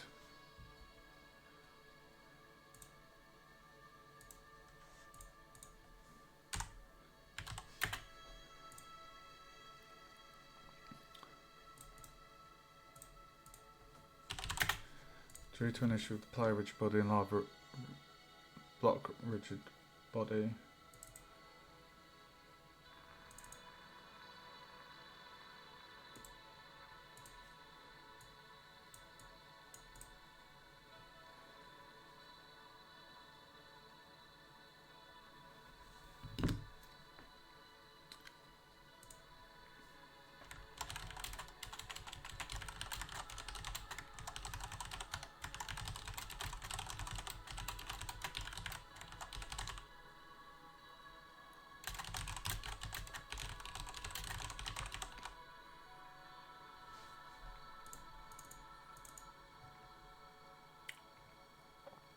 perfect. Okay, so next up we need to do the gravity. So we're going to have a collider, which I think the best thing to do at the moment actually is if we actually make an area to test the lava block. So I'm going to, what platform size is it? So that's essentially too thick. So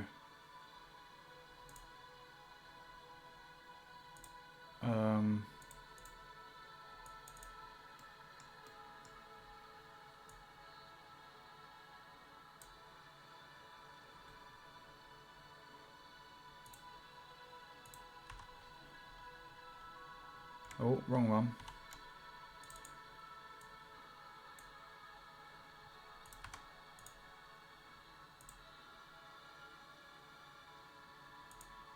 Oh, hold on. Right, lava block. Okay, so we need to do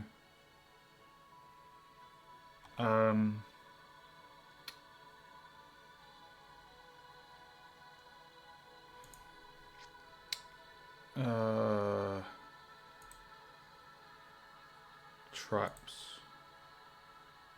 This isn't really going to be a trap, it's more a hazard.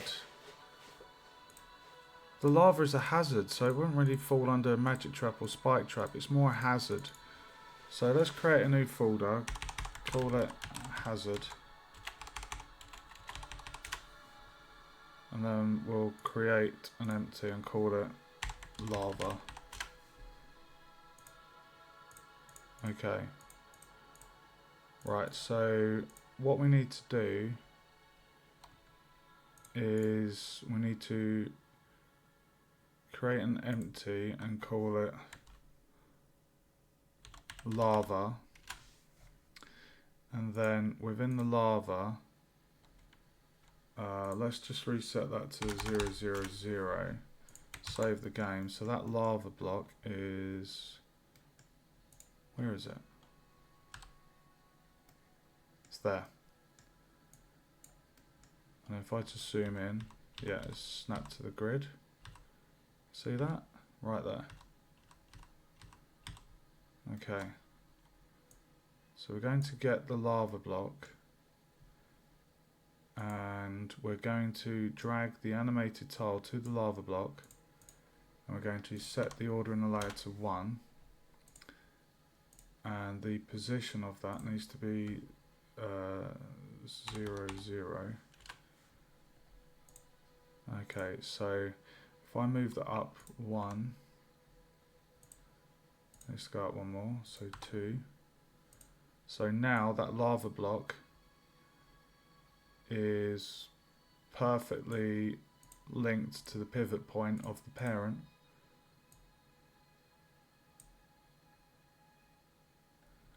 And there's our lava.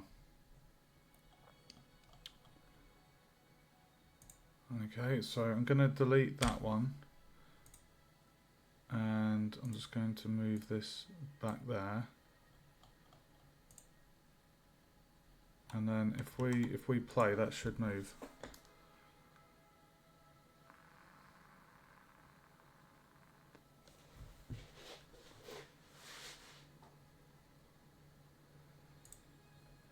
Okay, so that's the lava block.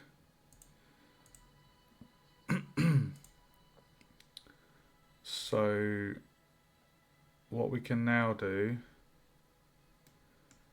is get our lava block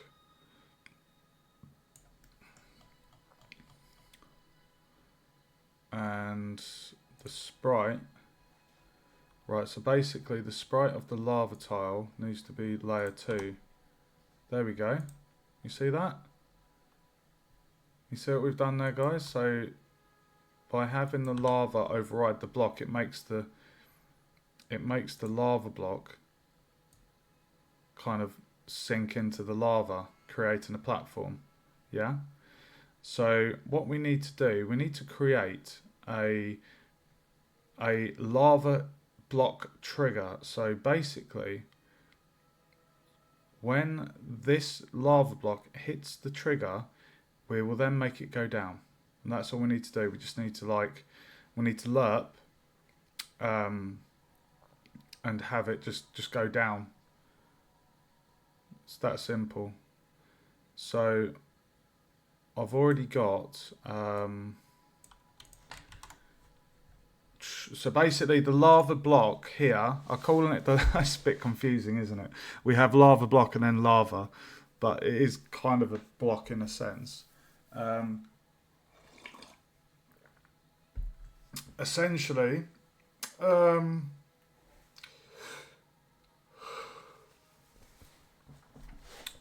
we do actually have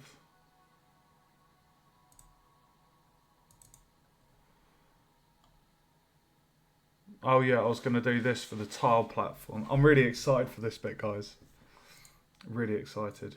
Right, what do you need to do, Mike? We need to create a trigger. So if I come out of my dirt and go on the triggers, so we have a slime trigger here. So there's only going to be one block in the game. One block that the player moves. Okay. So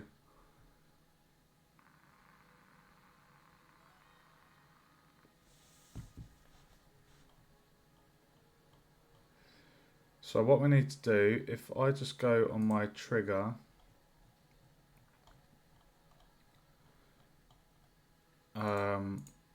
if I copy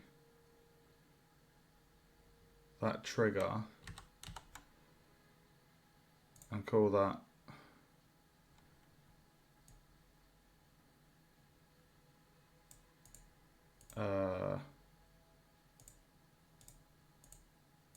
we'll call that trigger C,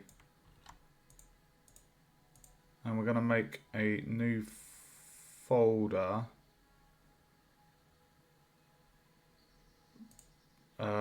So we need to have lava block.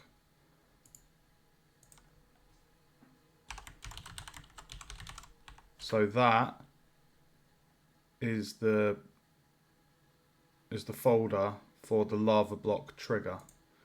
So we get trigger C, move it into the lava block. So we've got trigger A, B, A, B. Let's give this a yellow diamond. Okay. And then we're going to move that there. So when the trigger of that touches that, is that good enough?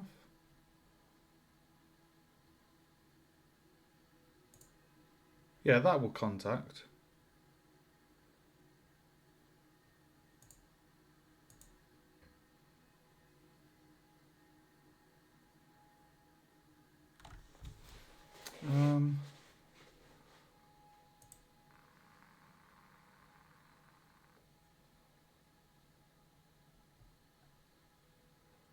We can always fine tune that. If it kind of appears like it glitches and the block kind of doesn't fully cross to that path and then go down, we can refine that and adjust the trigger point ever so slightly.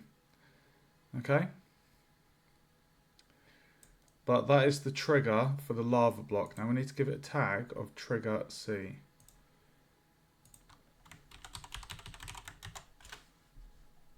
Okay, and then if we go back to the trigger C and give it the tag of trigger C. Okay, so we have that. So now what we want to do is, what is the difference between that?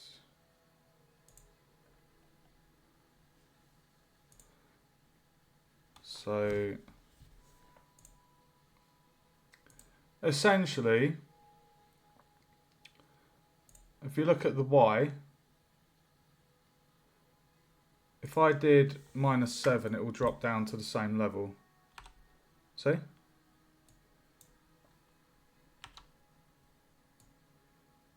So literally a 2 difference on the Y gets it to be in the lava. Okay?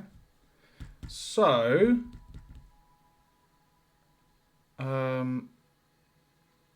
right, let me just make a note of this. -2 on the Y to get block level with lava.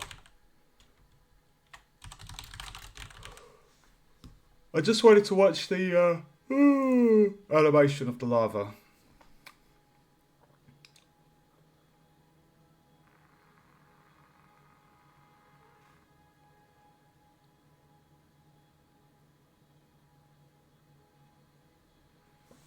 Yeah, I'm happy with that. Dude, this is so fun. This is so fun. Okay, so we have the lava. There is nothing else on there other than the animated sprite. Okay, so we've got the lava hazard folder ready. So once I've got my lava block and I've finished the code for it, we can then create prefab and put it in there. What we need to do is get this block to go down level with the lava. So we have the trigger for the lava block.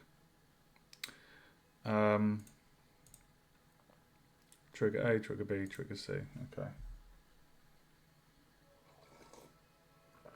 Right, so what do you need to do, Mike? So we need to have a on trigger, check the tag. If the tag is trigger C, then we move it down. We -2, but we lerp. So the lerping at the moment with the block was handled on here. So let me just make this large. Let me just assess the code here.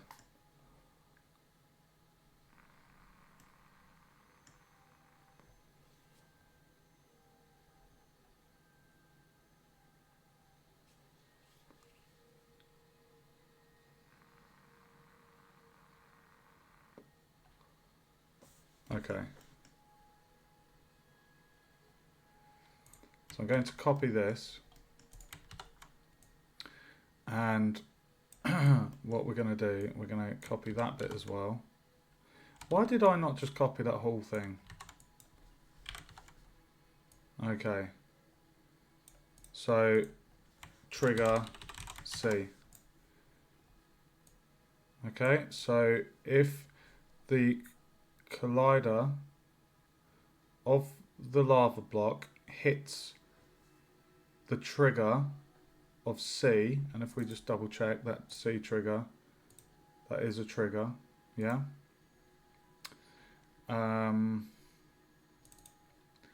Then, so the true bit is basically saying then, we will set the position.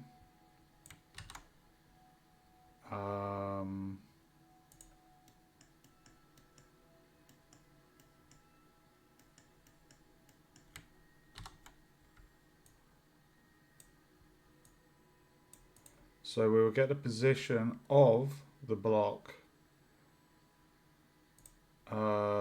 get the X,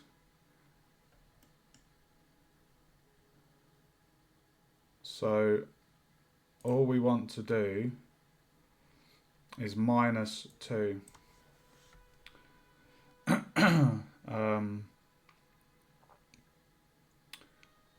So it was -2 on the Y.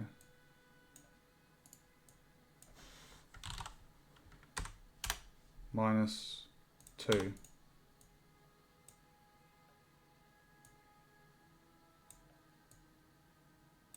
Okay, so when it hits the trigger, the lava block trigger, we get the X and the Y of its current position, we create a vector free, and we're basically subtracting the Y.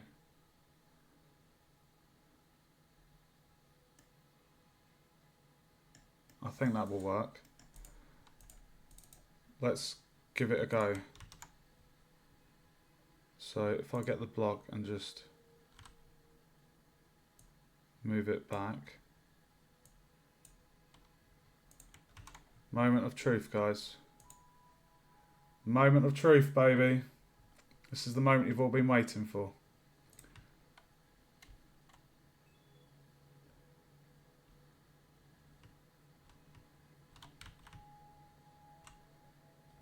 Oh. Okay.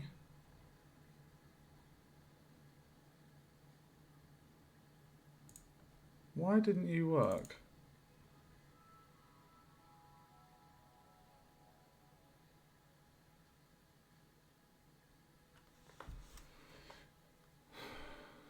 If the tag equals trigger C. Trigger C.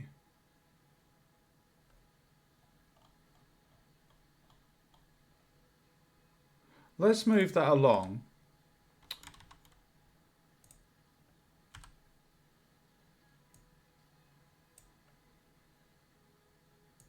See if that changes.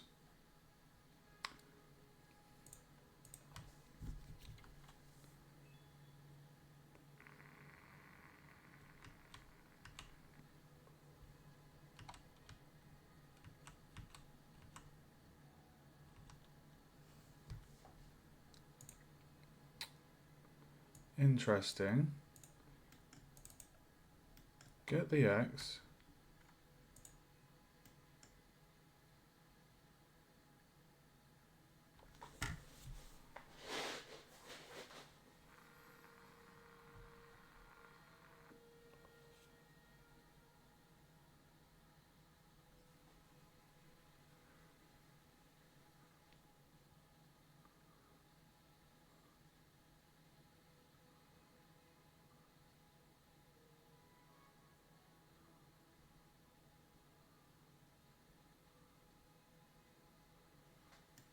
Why did you not work then?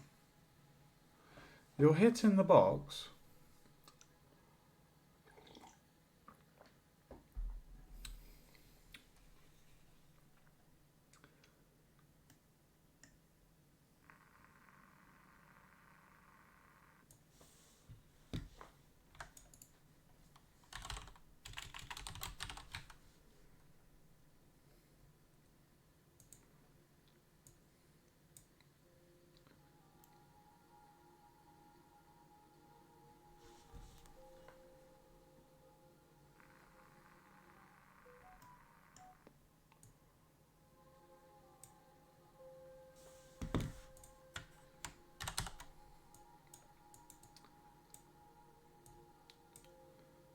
Get the current position.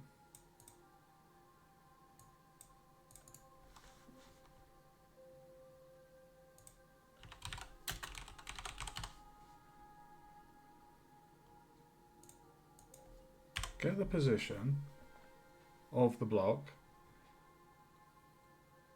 Target.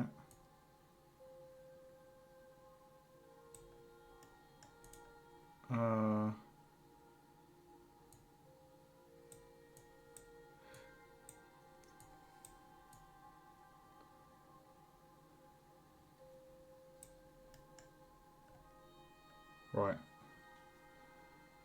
So if it hits the trigger, I want to get X.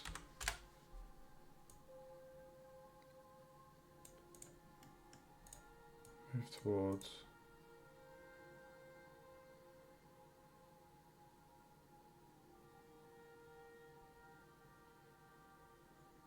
Will it stop when it gets there though?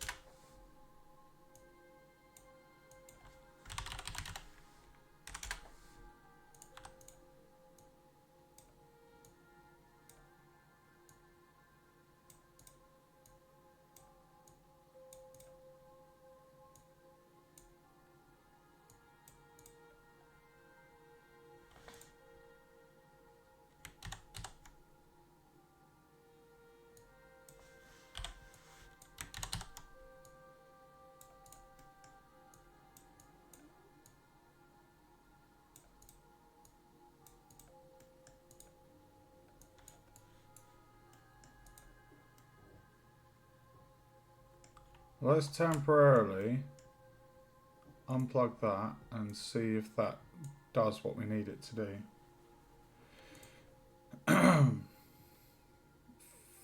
Looking at that, I think it should.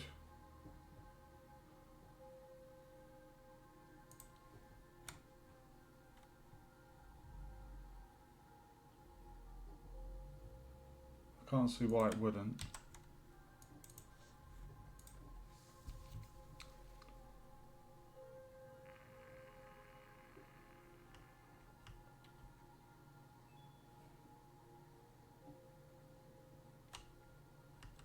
Dude, why are you not moving?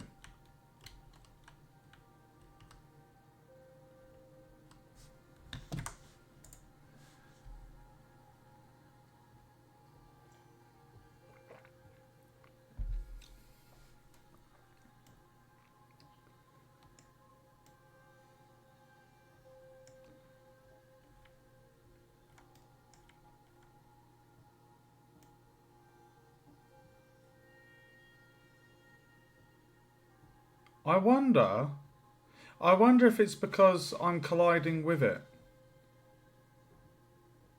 I wonder if that's why, because if we move that there, let's see. I've got a feeling it might be because my collision with my player is affecting that.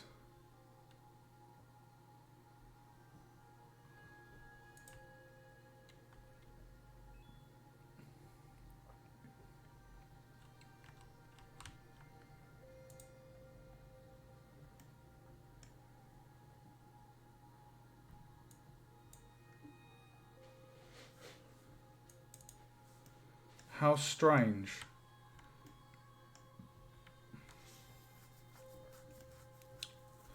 On trigger with trigger C, get tag, yeah, if true. Move towards.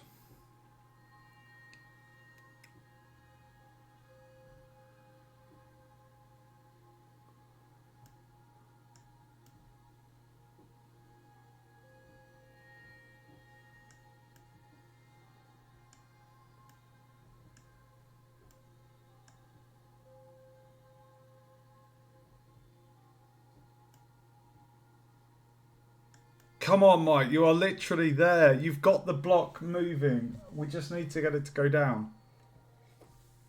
Okay, let's try something different. I'm just going to add...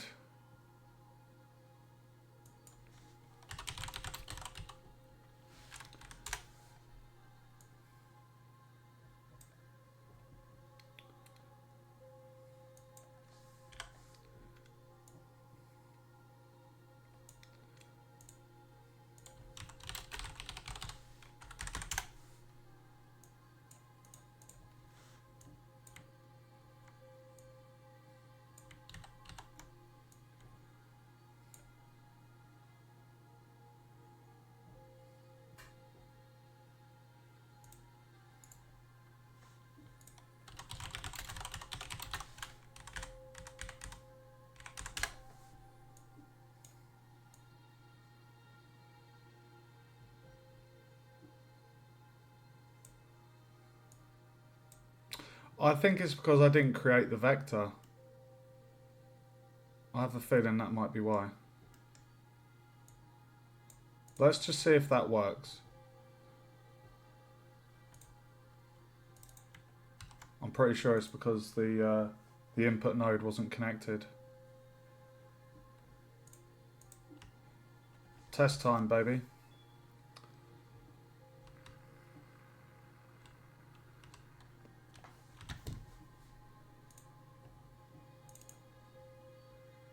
So now let's plug that in. Is that going to work now that I've plugged that in? I think it will. Moment of truth. It's the make or break.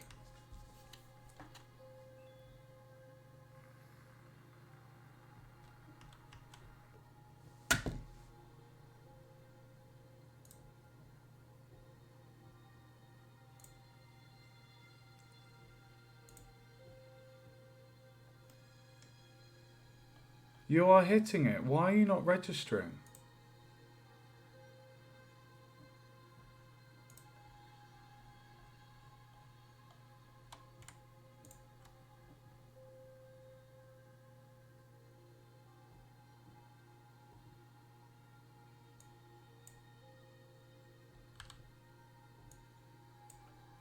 Why is it not doing it?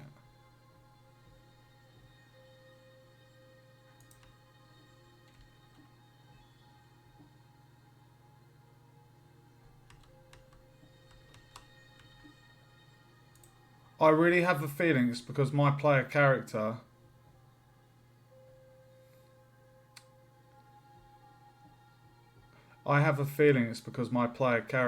is overriding that.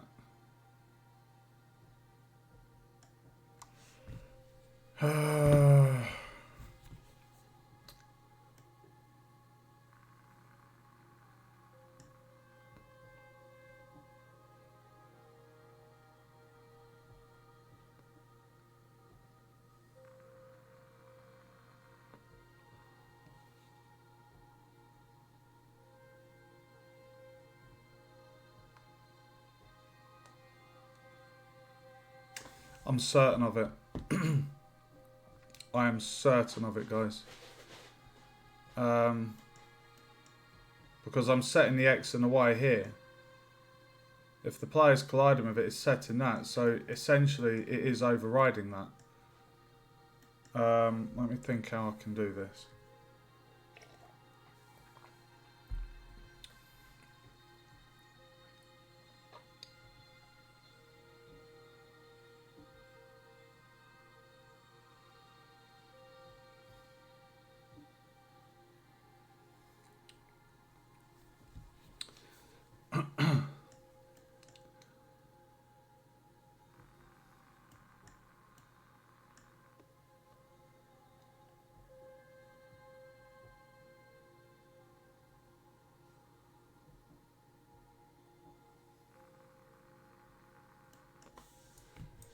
This is a good way to test this.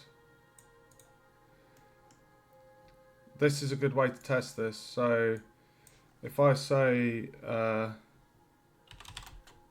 get collider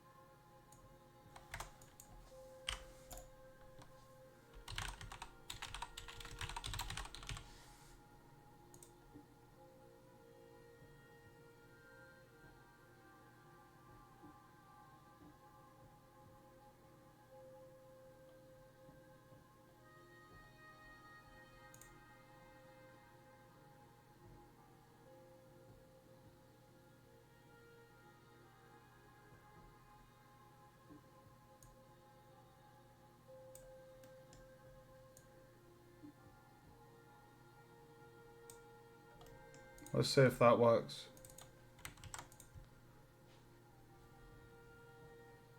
It should.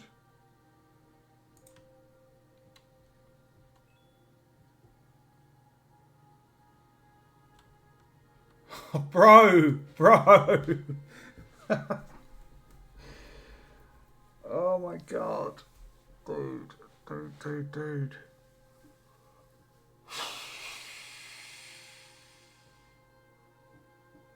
Why is it not working? Set it to off.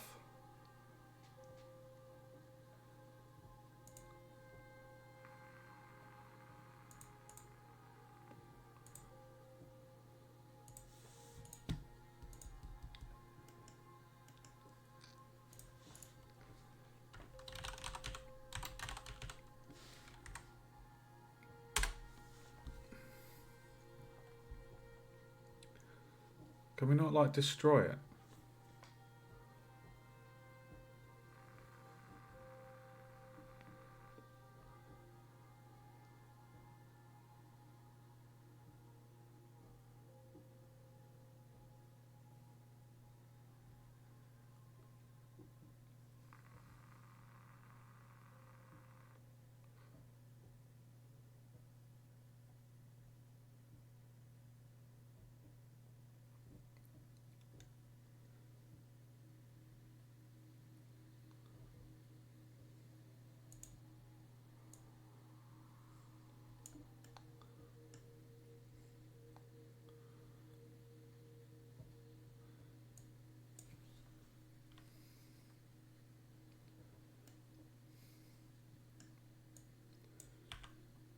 Guys, I'm certain this is what's happening. I think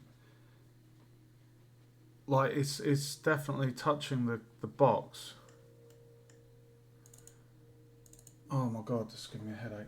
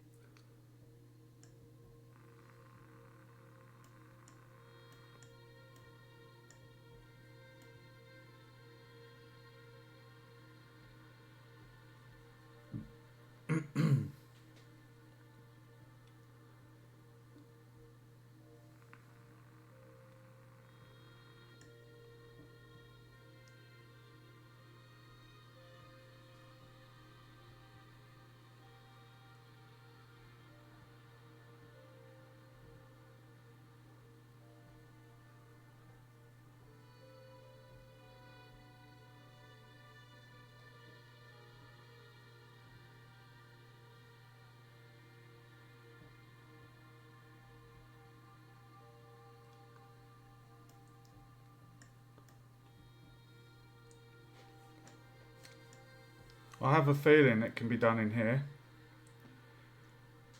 If I get the tag, I can have an AND boolean, so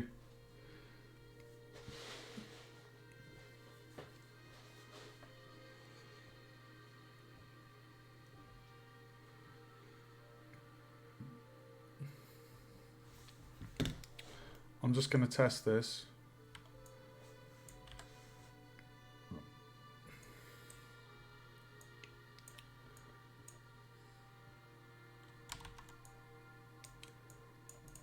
Right, let's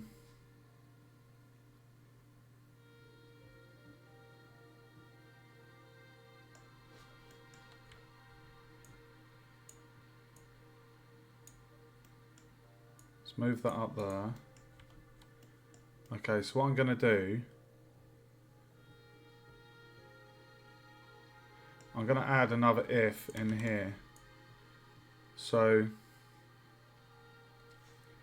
right, so if it's touching that,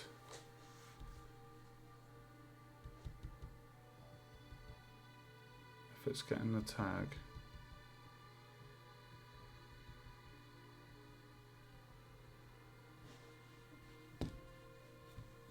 move it. If that's true, do that. But then we want to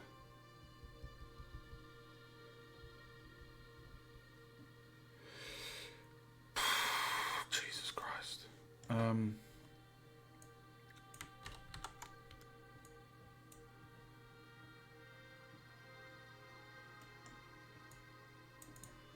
know what I'm doing.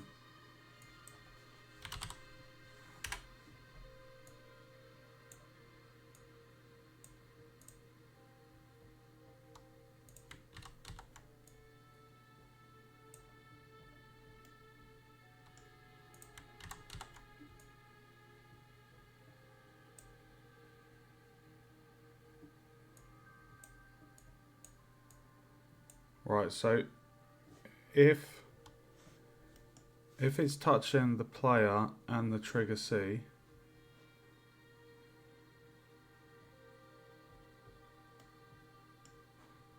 so if it's overlapping with the player and the trigger, then we do that. If it's not, so if it's false, so if it's not overlapping both and it's overlapping just one, then we do that. So then for this section here, so if that is true, then we do that. So what I can do is if I temporarily unplug this one here, if I unplug that and connect that in there,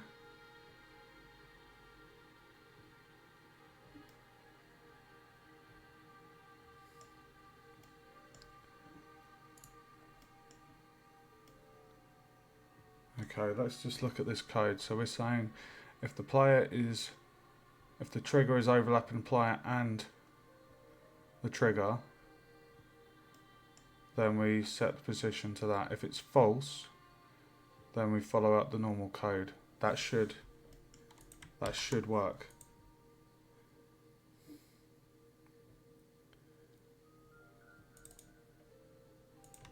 That should work.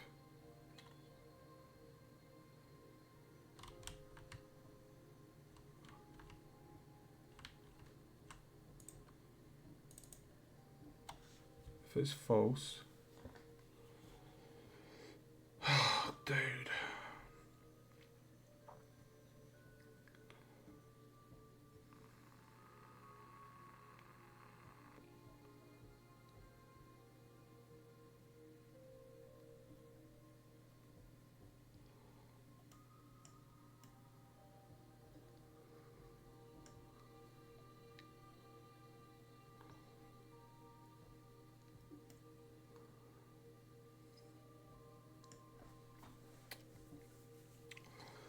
This is tricky.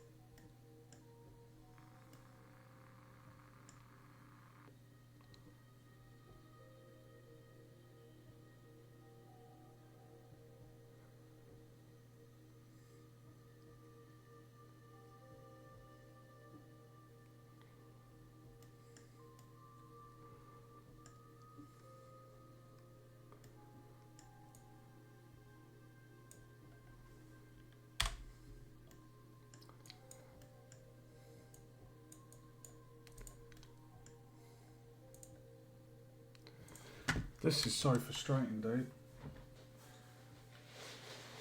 It can't be this hard.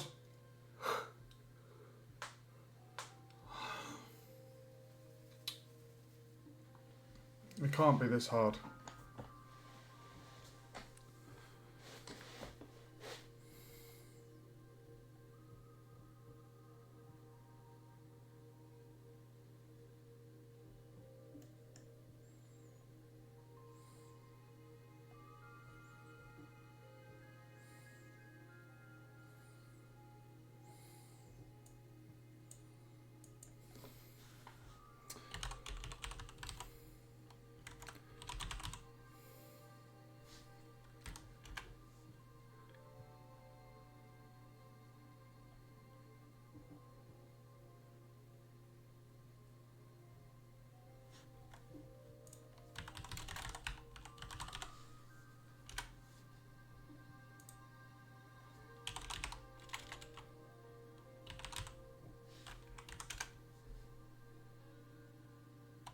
Now this is going to be interesting. What if I add the rigid body component to that? Let's see what that does. That would apply gravity.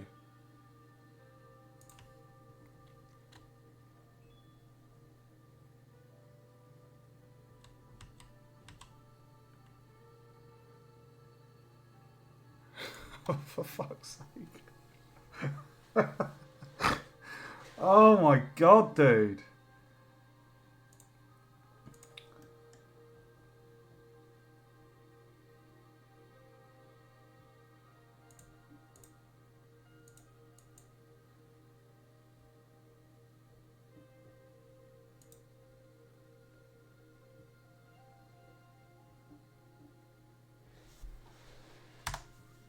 Add the component.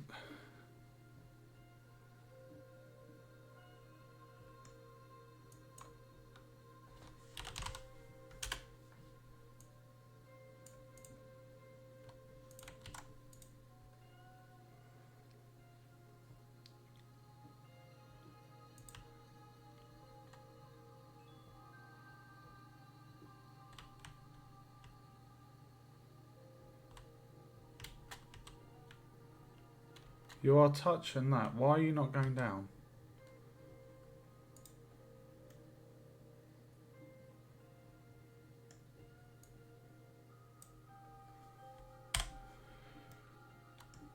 Oh, fucking hell.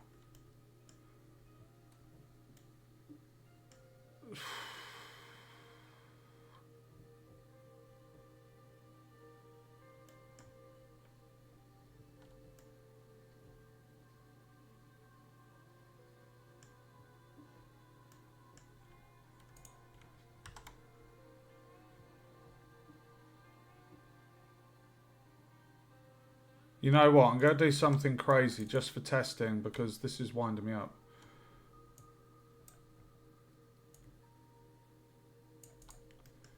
I'm going to do something crazy right now.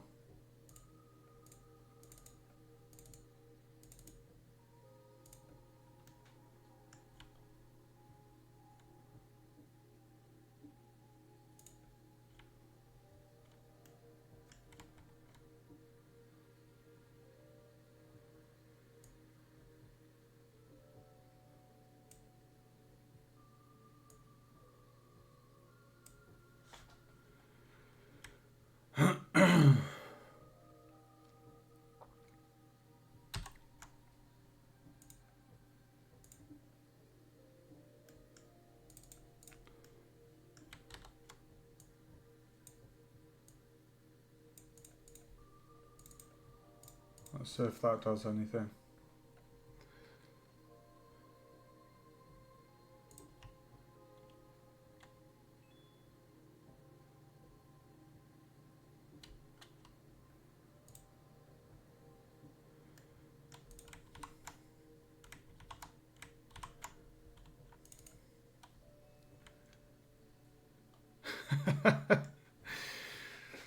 Oh, dude.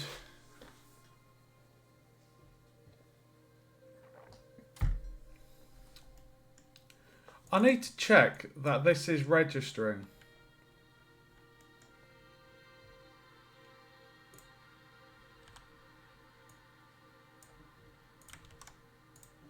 Let's check that is registering.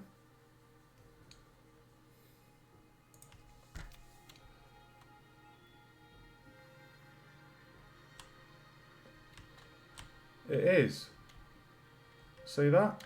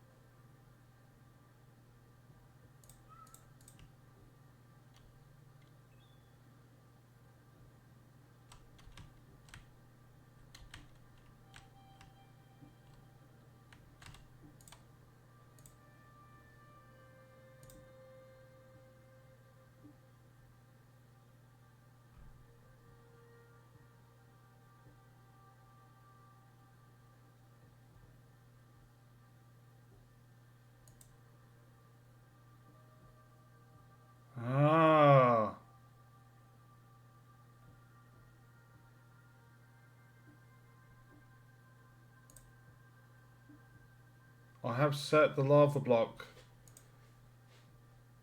to be layer. Now that I've said include the layer platform, maybe that's why it's not bloody been working. Let's test it now.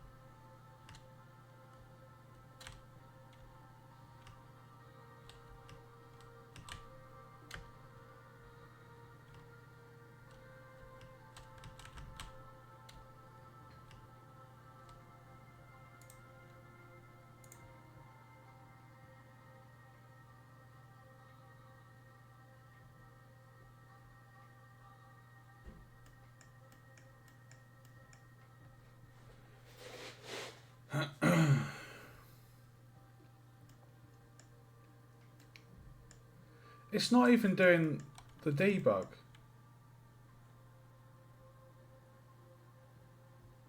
It's as if it's not registering that that is colliding with that. Is that because they're a different shape?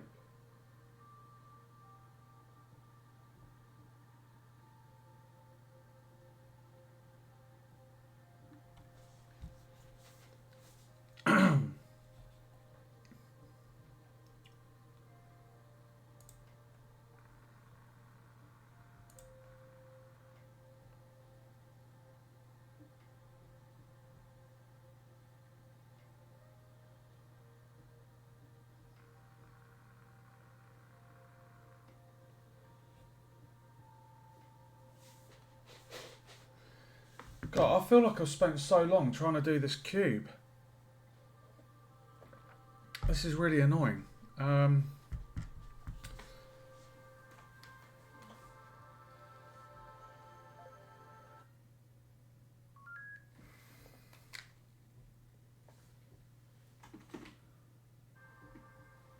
anyone's watching and they have an idea of how I could solve this, feel free to drop a comment.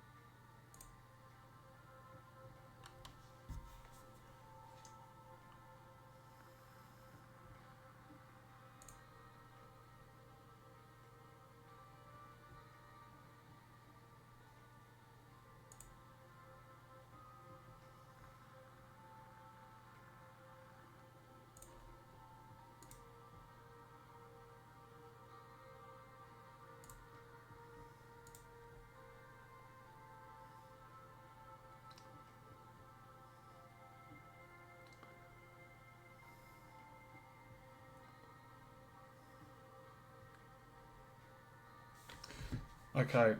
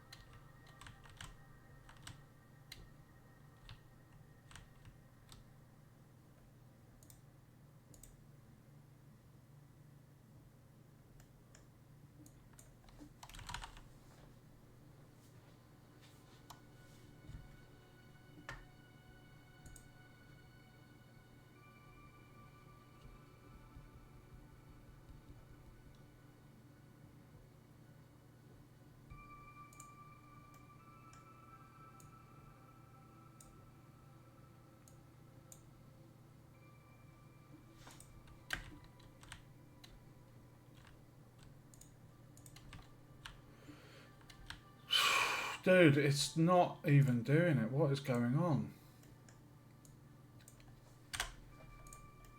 God damn. I'm wondering if the trigger's too small for that cube.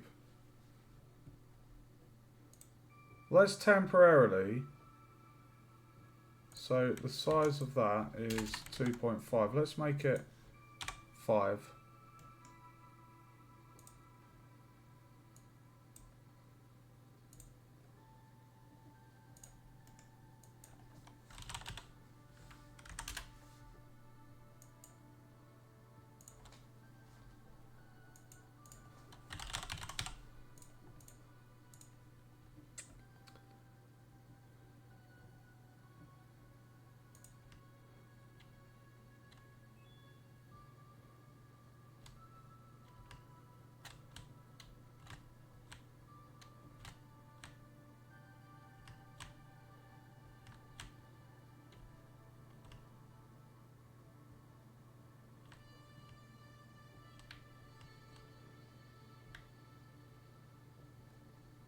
Why is that saying player?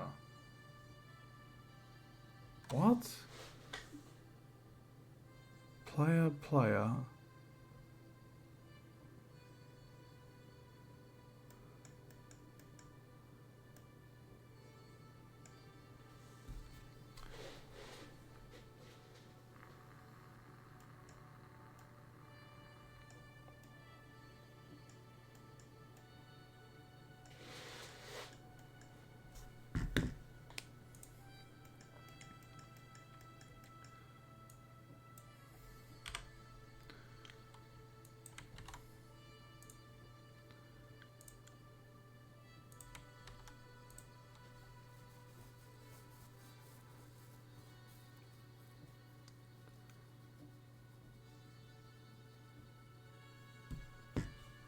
I genuinely don't know what's going on. I've got the block moving. I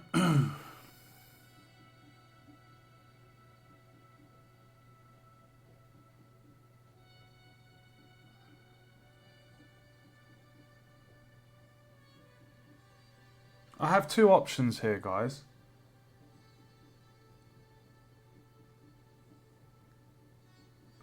Let me just see.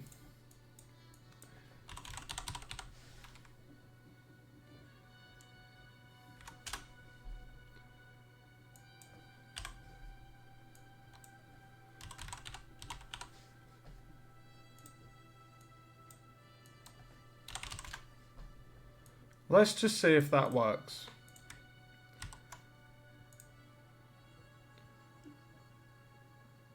If it doesn't, we know there's a problem with the colliders, because I do have two colliders on there.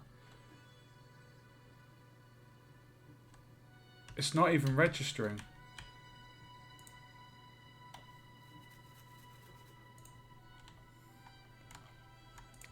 Trigger C.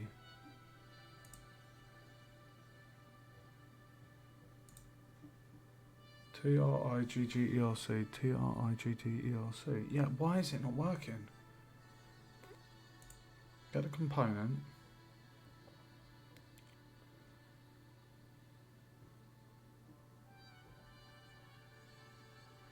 Get the tag of that.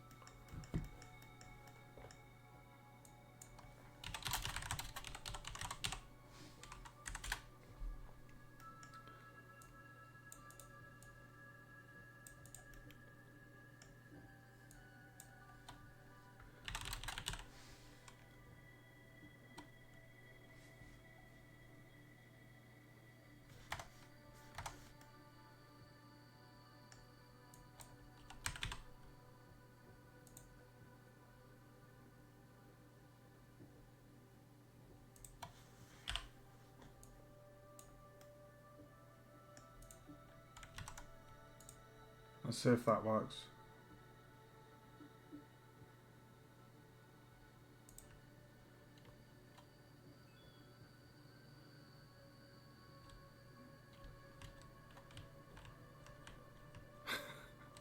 I feel like I want to cry.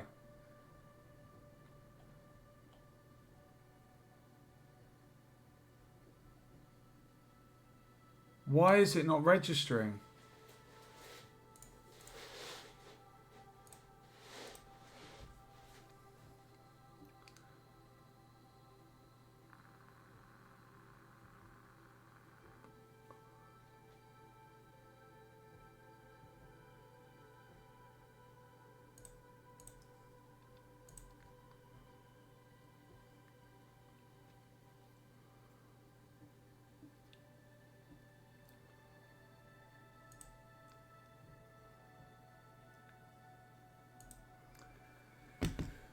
Why are you not working? You're not even registering that it's colliding with something with the tag. Is it because I have more than one? Is it because I already have an on trigger there?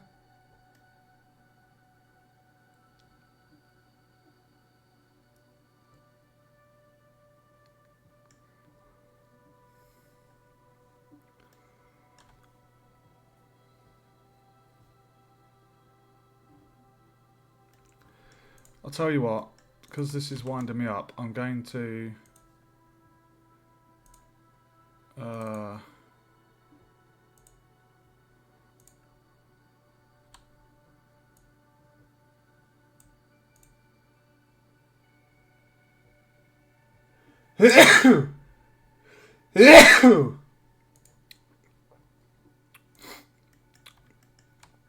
just want to test this so I'm not going absolutely nuts. Right, if I unplug that and just plug that.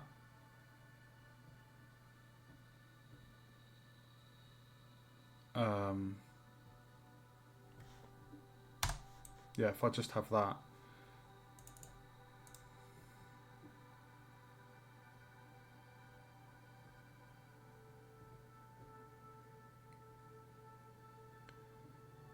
Dude, it is literally on top.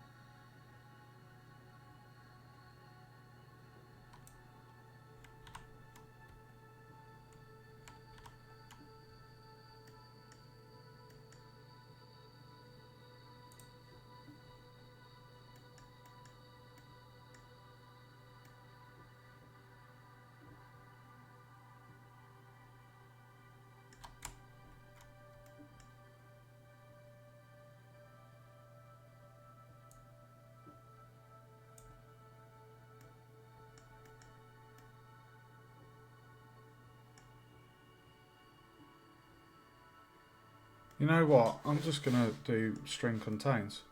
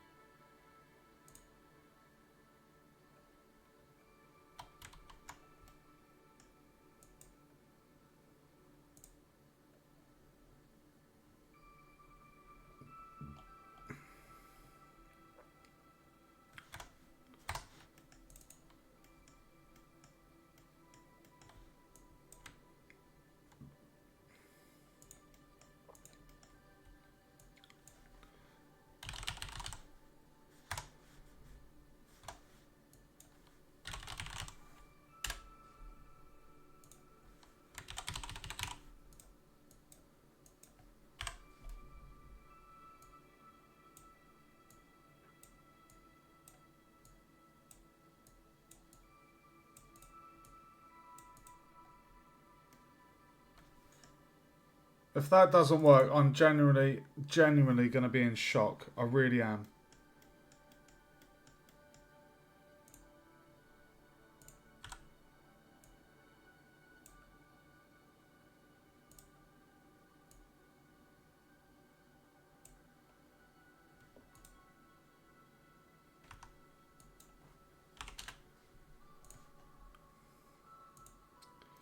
This has to work.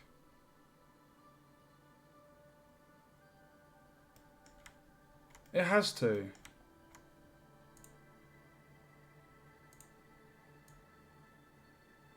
It's not even registering, bro.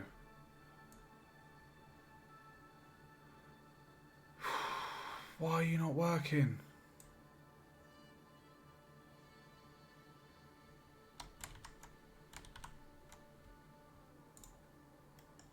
I'm genuinely baffled by this.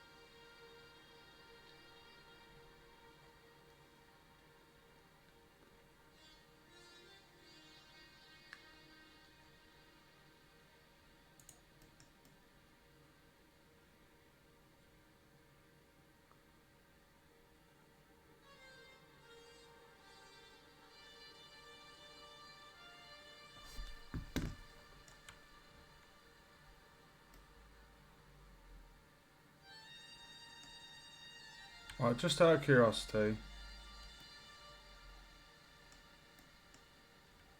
I am wondering if it's because I've got two. It doesn't make sense. I've literally got it set up so the lava block trigger C, box collider. It is a trigger. It has the tag trigger C.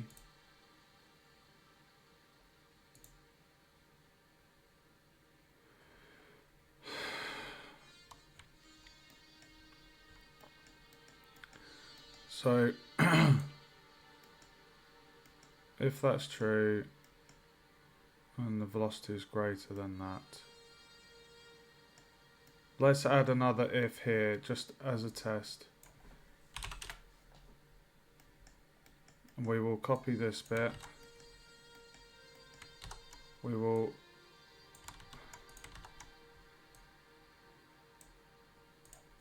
get the tag.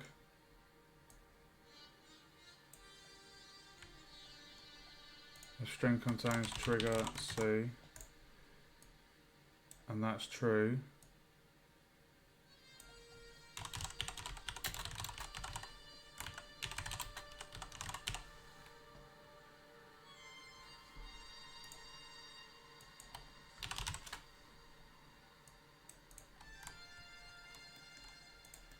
You have to work now. You have to work.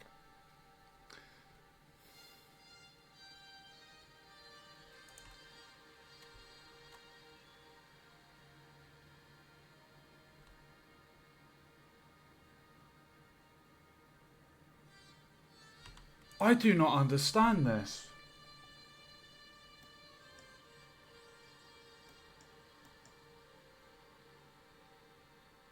I genuinely don't understand. Is it...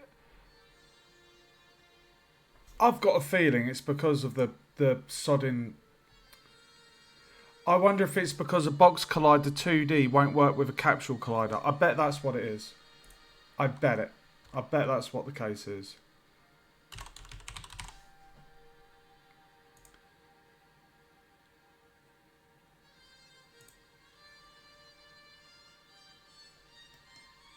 I bet you money. I bet that's what the problem is. Because the box originally, Trigger C was a box 2D collider, whereas the only effective trigger on the block is a capsule collider. So maybe the capsule collider won't work with a square. Oh, for fuck's sake. Oops. I didn't turn it on as a trigger. Whoops.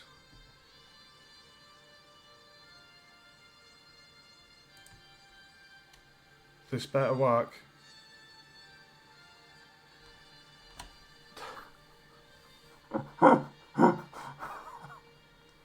I fucking give up. I absolutely give up. Why are you not working?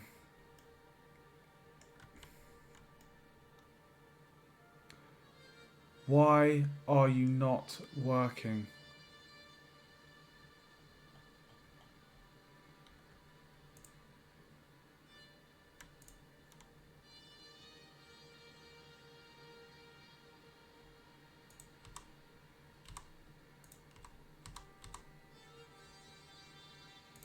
This does not make any sense. This makes no sense.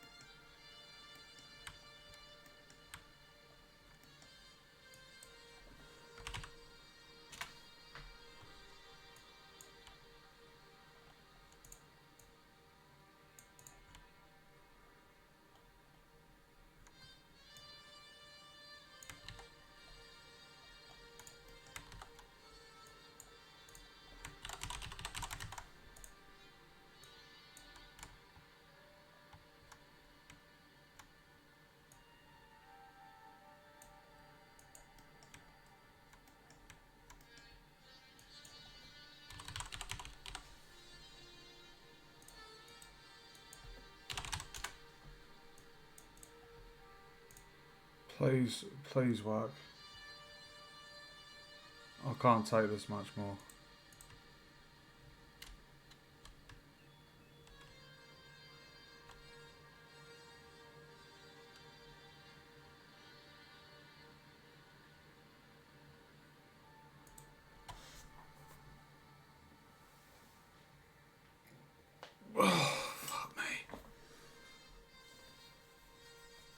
This is making me so stressed out.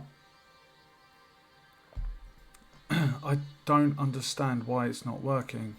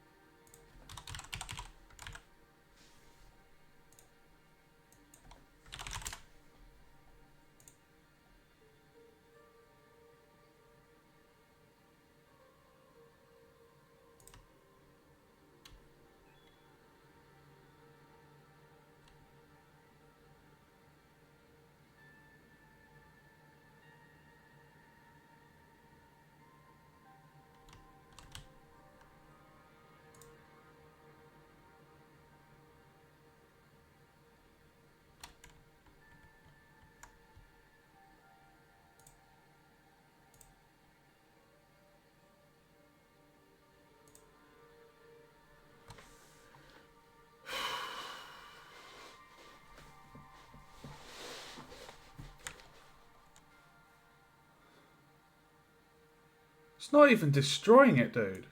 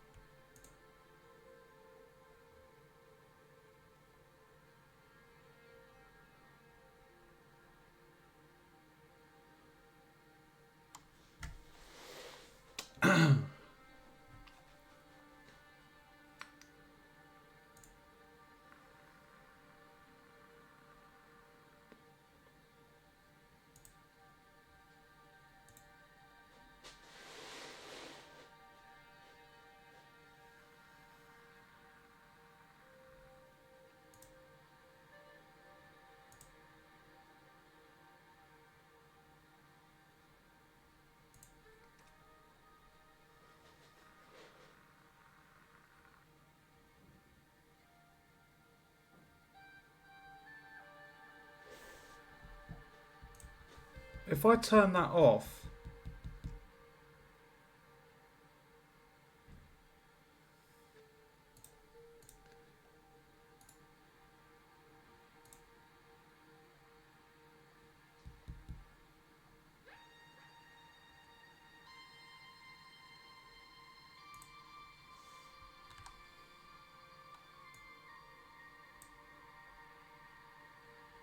I have an idea, because the player's box collider isn't a trigger. These triggers are a trigger.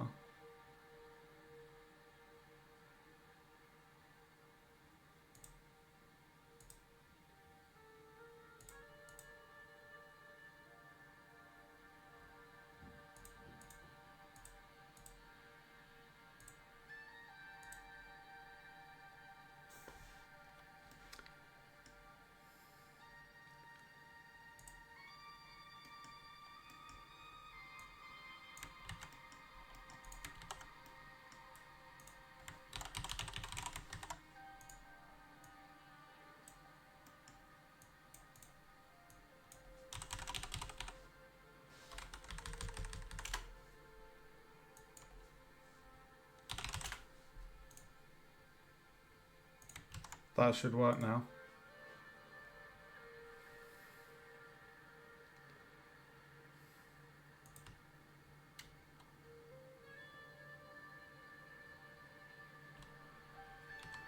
Are you joking, mate? Are you absolutely joking?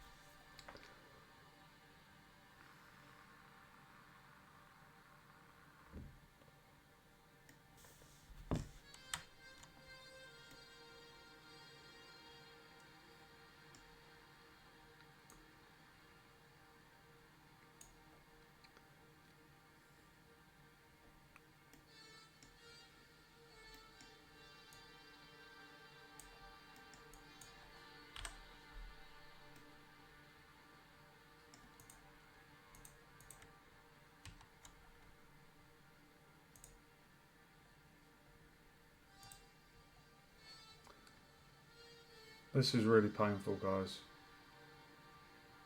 3 hours trying to get this sorted.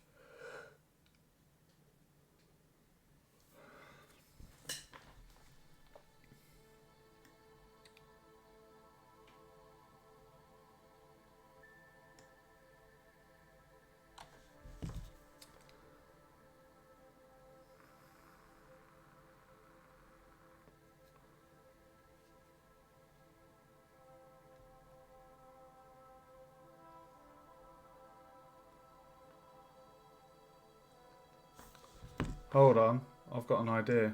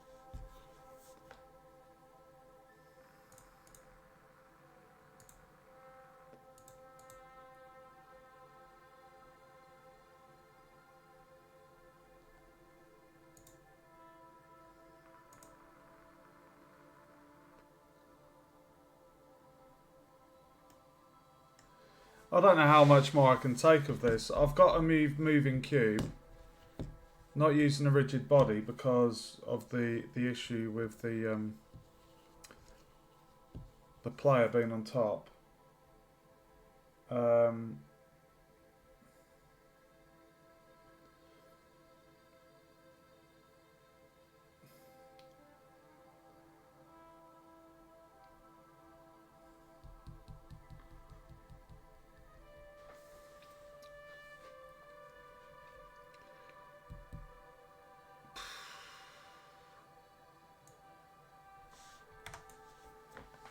Custom event.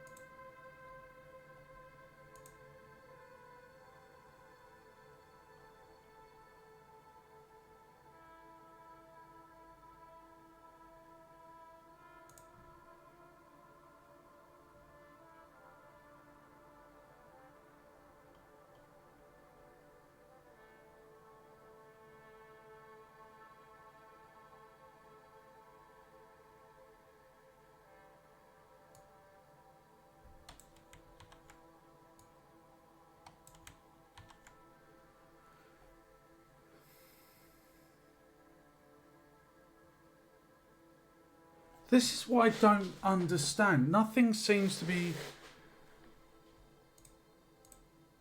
interacting with it.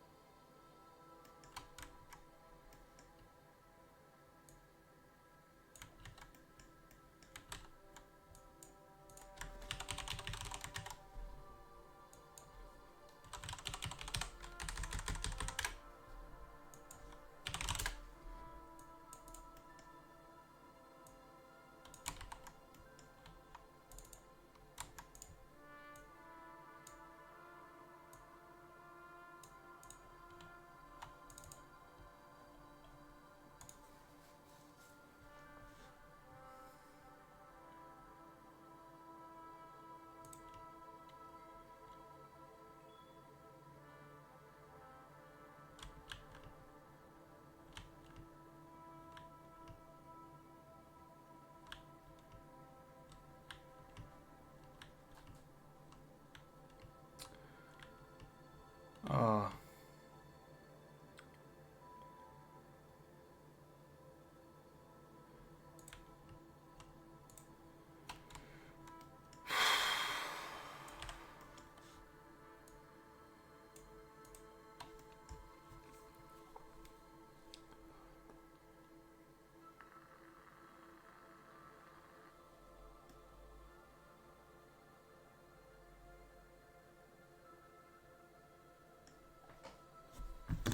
I'm really struggling to get my head around this. I have the movement of the thing sorted.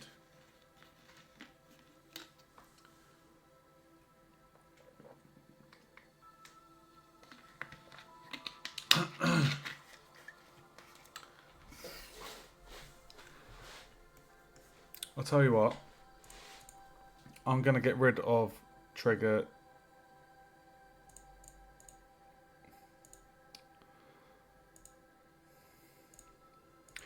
I'm going to get rid of trigger C. I'm just going to get rid of it. I'm going to get rid of that. I'm going to go onto my tags.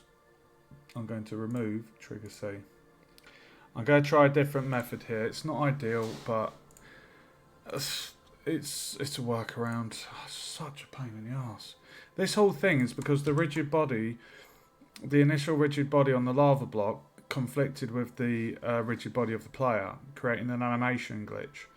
So what I'm going to do instead, I'm going to do a custom event, and we're going to call this.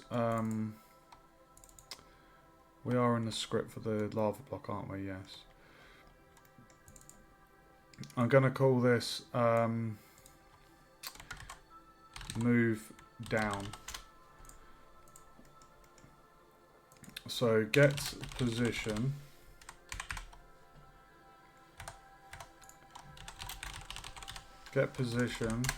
of this, the block. And then we want an if. Want to get y. Hold on. Get x. If x equals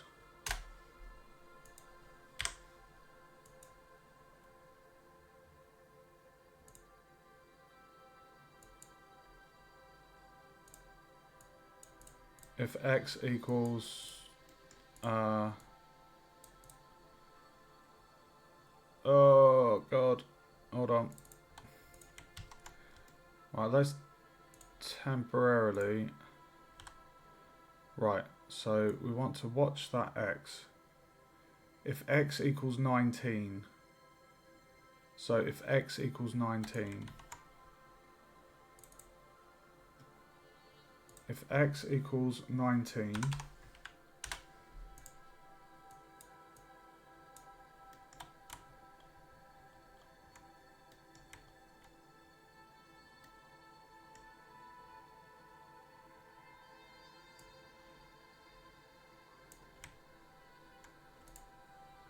I'm not even going to bother with the lerp.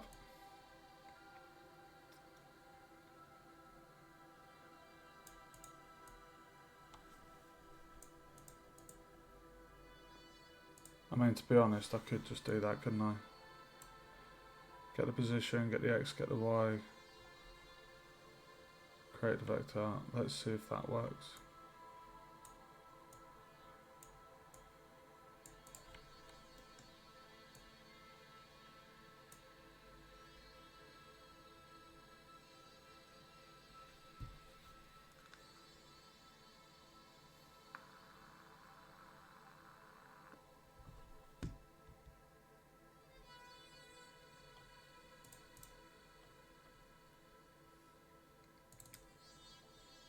Why am I not seeing...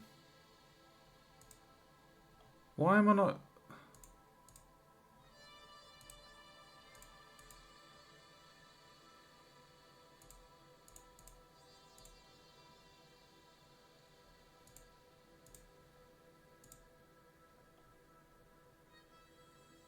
Why am I not seeing the...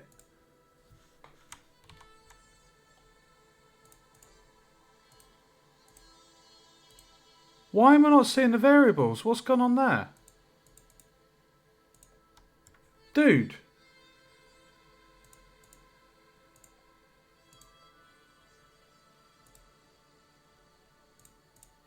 What the fuck is going on with the graph inspector? Why can I not see? Why can I not see the variables? Oh. That tiny little box. Are you serious? Oh, Jesus Christ.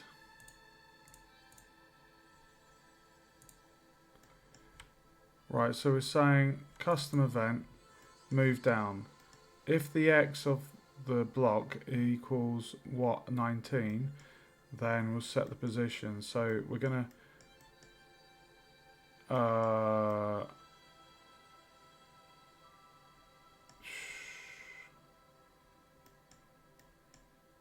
yeah, nothing in here is affecting the Y other than that.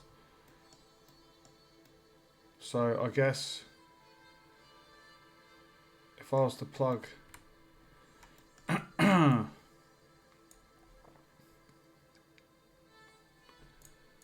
mean, we could potentially test that bit as well. I want to move down, so let's see if that works.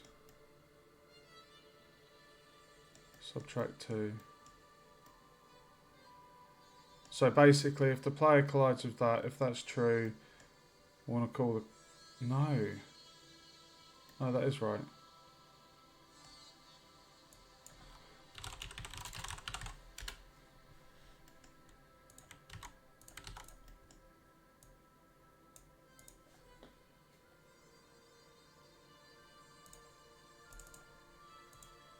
Please, please work.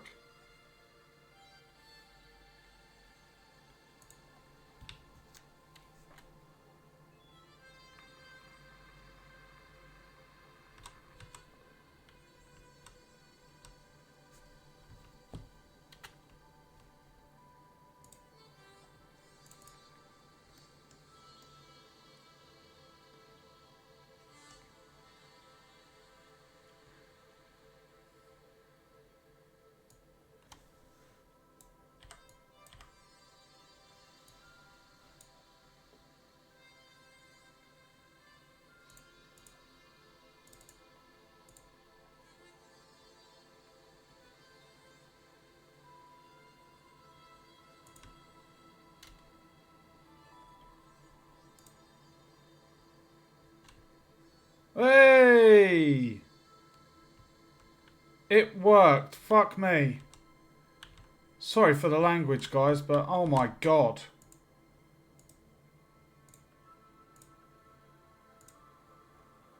Jesus Christ. So we move across. If the block is Y. It would be nice to have it lerp to fall down, but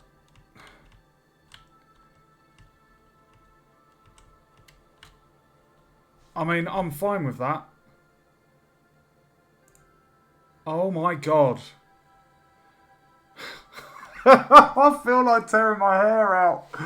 I genuinely feel like tearing my hair out. This is so painful. So painful. It would be nice to have that alert, but yeah. We touch the block. When it gets to X, it moves down. It does the job. It's not a fluid like you see it fall down. It just goes into place. I mean, for me, functionality, it does what I need it to do. I've spent 3.5 hours. I know at the beginning I was sorting out a bug. But that does the job. My God. My God, that was so painful. Right, let's stretch this bad boy. Make room.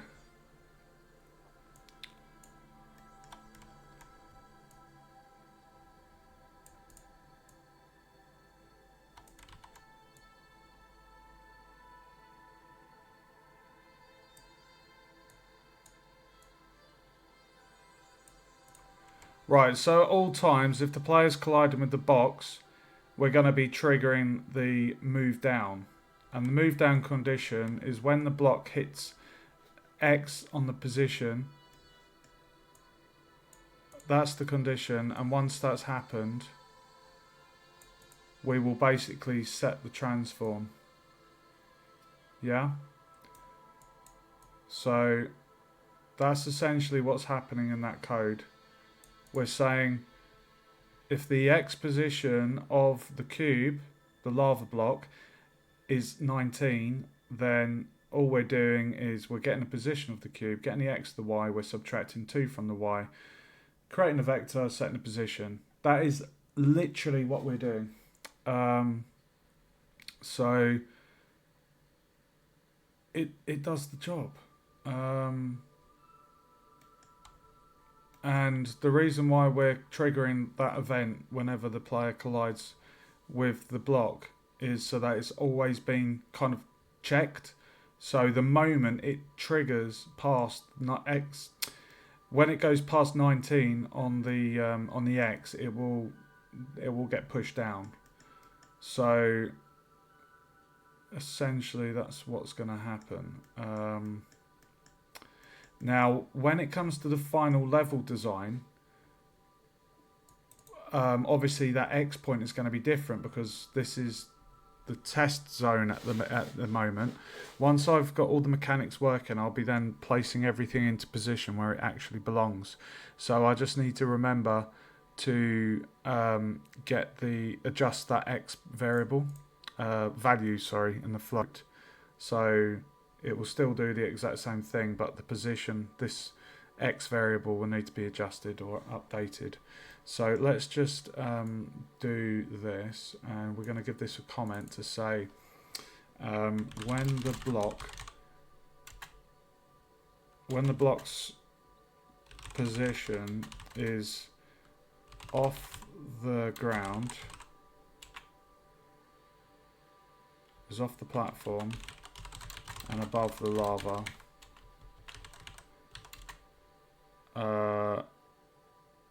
reduce the Y so the block is in the lava as a platform. So when the block's position is off the platform and above the lava, reduce the Y so the block is in the lava as a platform. Perfect. I'm going to give that orange.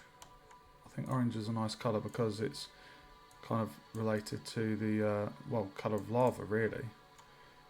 So I can now get rid of this nonsense there.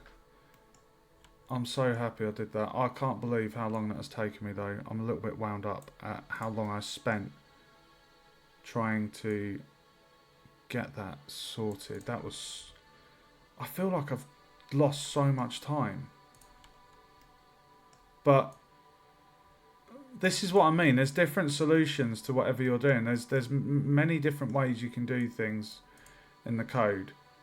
There's different approaches, but the whole reason why I've made this complicated line graph, not line graph, while the code has been done this way, is because of the conflict with the rigid body of the player and the rigid body of the lava block, which I first placed on.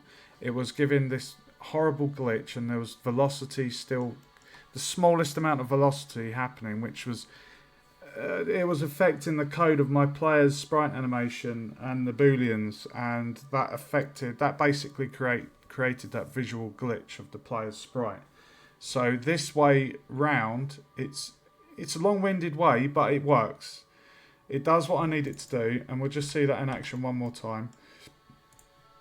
So we walk into the block, and when it hits the 19, it goes down. It's in the lava, and we have our platform. Okay? So now the fun bit happens. I do have a meeting in half hour, guys, but I'm going to try and get this lava kind of section done.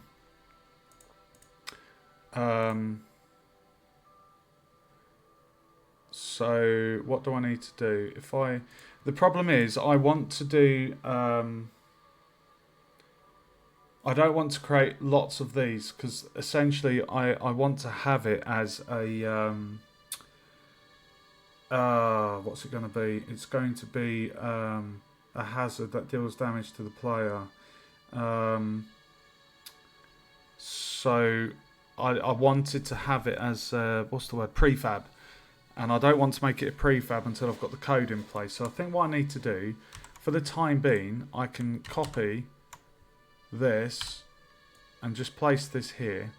Okay, so just as a little safety net while I'm doing the code. So if I also get the 2x1, I could also copy that,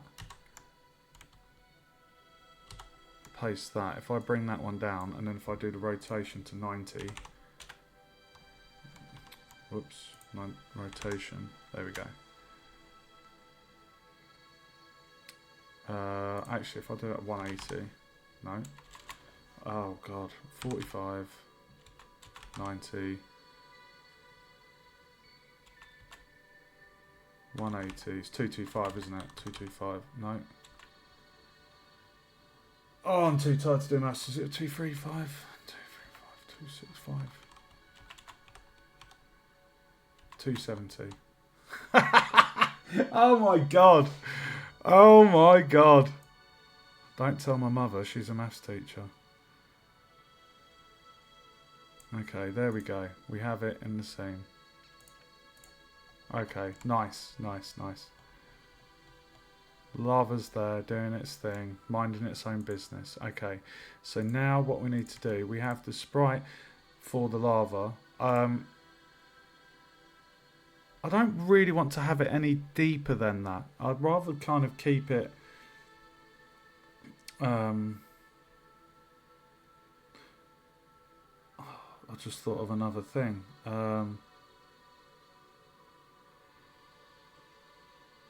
just thought of another thing actually, guys. Instead of having multiple... I don't actually need to create this as a...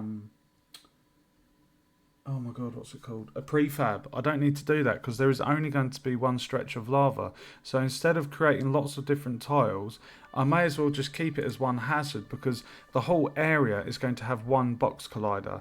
I'm not going to have multiple box colliders for each patch of lava. That wouldn't make sense.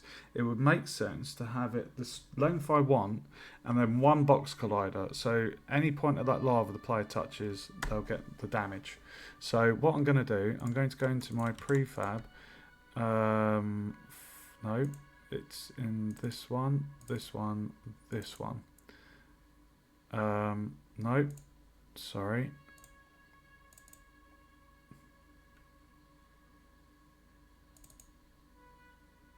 Am I in the wrong one? Oh, sorry, I am in the wrong one. It's Grotto Escape. There we go. Okay, so what we're going to do, We've got the parent lava. So I'm going to get another one of these and just add that to that. And then we are going to, if we just copy the position, so that's O and 2. So if I do O and 2, and then if I just do a 4, no. What layer did I have that as? 2. Okay, so this needs to be 2 as well. So if I go back on there, so this one essentially needs to be 4, I think. No, 2. There we go. Okay. And then if we copy that, do the same again. This is going to go across on there. And same again.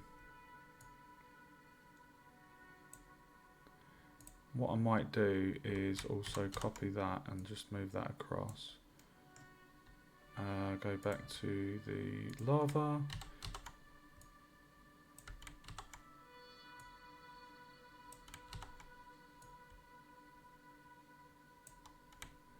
So it's basically going to be a long kind of vertical hazard. And what I'm going to do, I'm going to have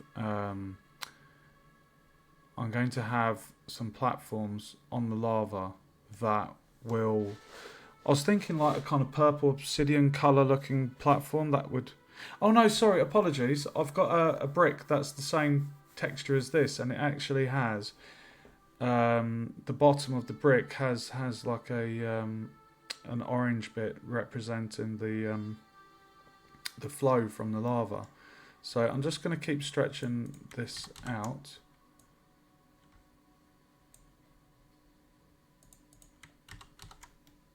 And I think that will do for the time being. So we'll copy that, move that along there, copy that, move it along.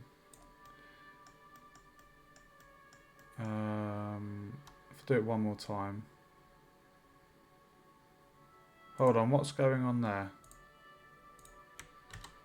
Right. And I'm just going to zoom out. I'm going to go to my tile palette. And I am going to paint that, select that. And I'm just going to give it a nice bit more brown. Okay, come off of that. Zoom in. So there we go. Okay, that's a good stretch of lava for the time being. So what I need to do is get this one, copy that, and move that to the end. And then on the rotation of that, if I have that as 180, no, do 90, there we go. And then I think one more lava block will do. Perfect. And then if we play that, we should see that animation.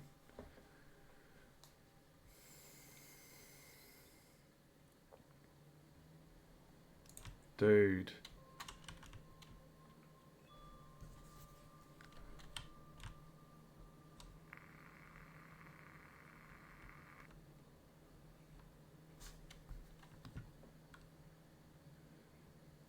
Okay, so straight away, I noticed something. We need to set the layer of the player. So the order in the layer is 4. So if I set the order layer of the lava to, say, 5. I wonder if I can select all and do 5. Will that work? Oh, it has. Fantastic. Okay, so now when the player falls in there, the lava layer should be on top of my sprite, my player sprite.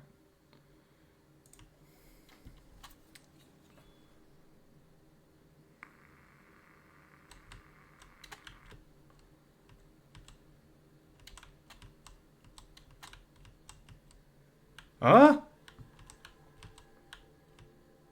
Oh, that was odd. Oh, what happened there? Okay, I know what I need to do. Sorry, one bit of code. Hold on, I know why. The player is set at 4. It's that. The order in the layer needs to also be 4.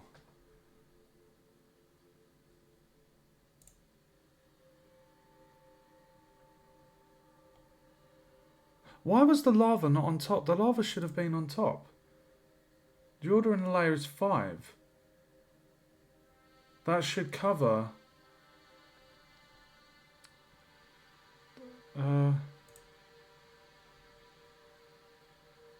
that should cover the player. Why is the player not getting covered? So if I show you the lava block, the sprite on the lava block is 1. So when the lava block's in the lava covers... Watch. Oh, there we go. That's better, isn't it?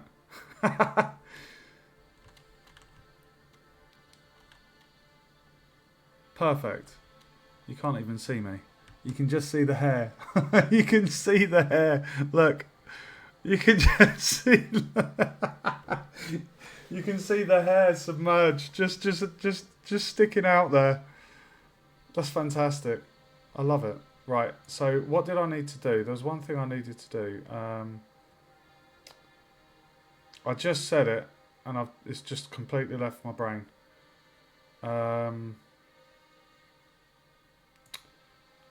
What was it, guys? Anyone watching that just heard what I said? I forgot what I needed to do. I've set the layers with the players now concealed by the lava. Oh, the block, that was it. So this is what happened. You'll see what happens here, guys. So basically, when the lava fell in the pit, right, it goes negative. But if I come over and if I run into it, I can make it go down. So that is a bug. So I'm going to fix that. And how we're going to fix that is we're basically in the code for the... 1 second. Let me just minimize these platforms. We've got one at the end. Let's just quickly give ourselves a platform at the end there, guys. There we go. We've got a safe platform. Okay. Right. Save the game. And then we're going to minimize that. We're going to go into the code for the lava block. Okay. So what happens there is the when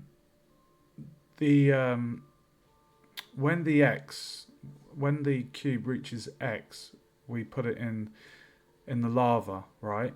But then if the player was to run sideways into it and hit the collider, then what's going to happen is that code's still going to function.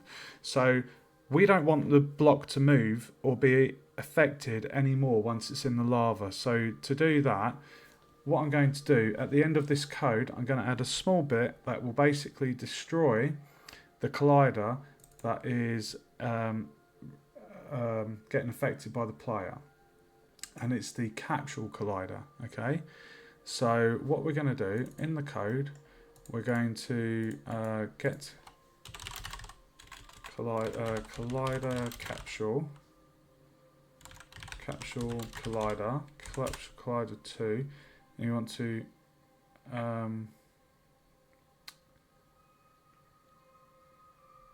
do we have destroy component?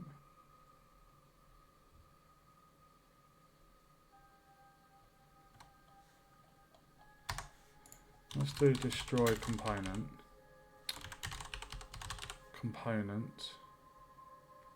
destroy. We don't want to destroy object. Capsule collider 2D.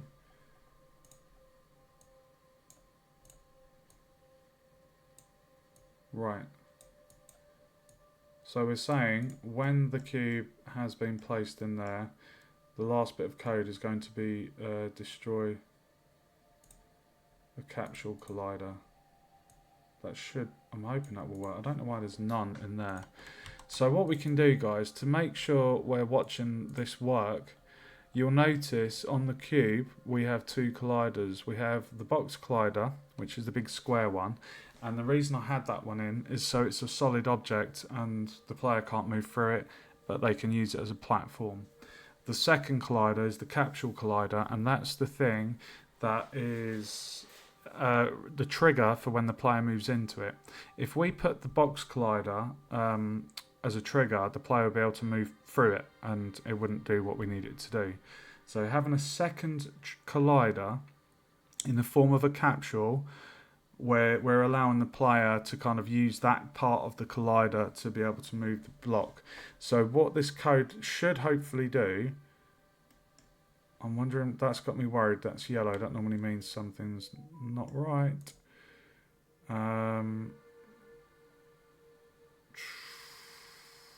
Destroy component, I mean that should work. So what we're going to do, we're going to watch this capsule. When this reaches this point, that capsule should destroy. I really don't know why that code is orange. I'm really worried about that. I don't think it's going to work because... No, yeah. Okay, so we need to somehow... game object. We don't want to destroy it. We want to destroy the component. Removes a game object, component, or asset. So get game object with the tag. Well, we don't have a tag for the lava block. I don't really want to add a tag. Game object.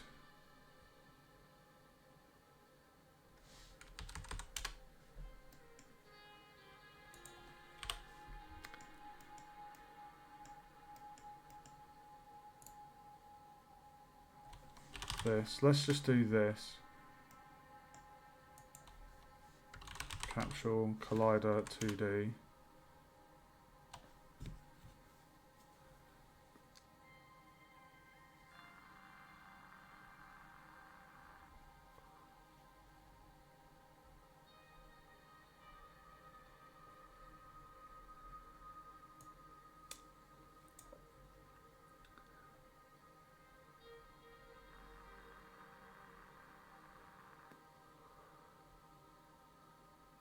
To be fair, instead of destroying it, we can just disable it instead. Capsule collider 2, I think it's set enabled. There we go. So instead of destroying it, let's just get from the game object, get the capsule collider and then turn it off. Okay. And then if we just move that, that should work. Right, so we can test that by moving it into the lava and then running into it and seeing if it goes below the lava again. Okay.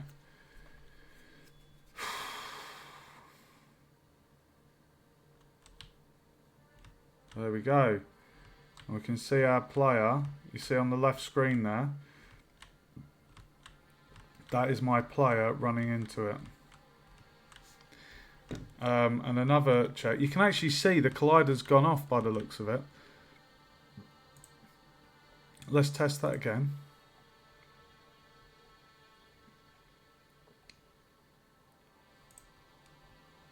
I'm getting quite used to Unity now and the functions compared to the Unreal Engine, so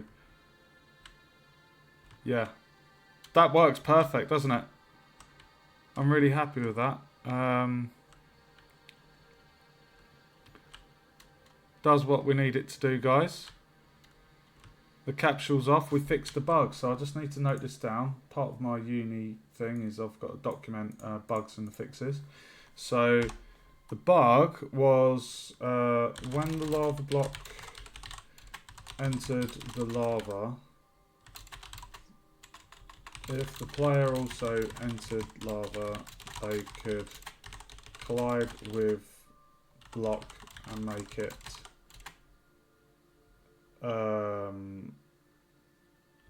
and affect its position,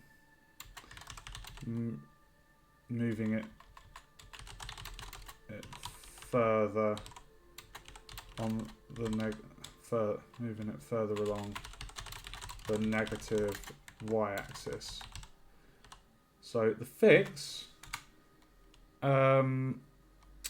added a section of code to the end of the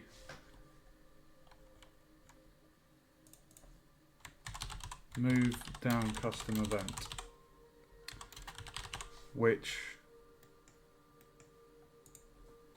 disabled the capsule collider after it was placed in the lava.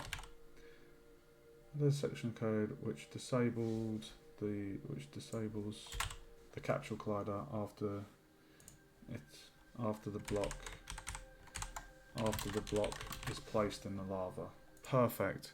Okay, so we have that working, guys. I just want to watch that one more time. It's really fun when you spend hours, and I have literally spent 4 hours fixing 2 bugs and getting this cube working. I really can't believe how long it's taken me to do it, but I was trying different ways of doing it, and I'm very happy with how it works.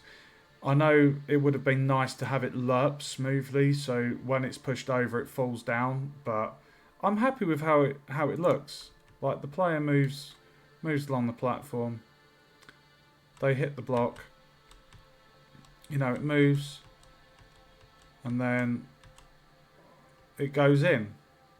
Like, it doesn't really need to have a smooth animation. Like, it does its job. It looks amazing.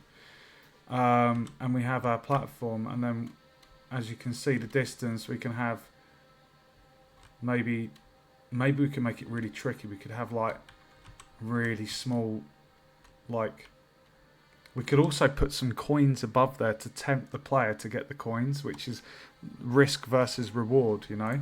So we could have like some coins that are, you know, it's almost going to kind of tempt the player, and then, you know, they might mess up and land in the lava. So what we need to do, there's a couple of things we need to do. We need to, the lava block is functioning. I'm very, very happy with that.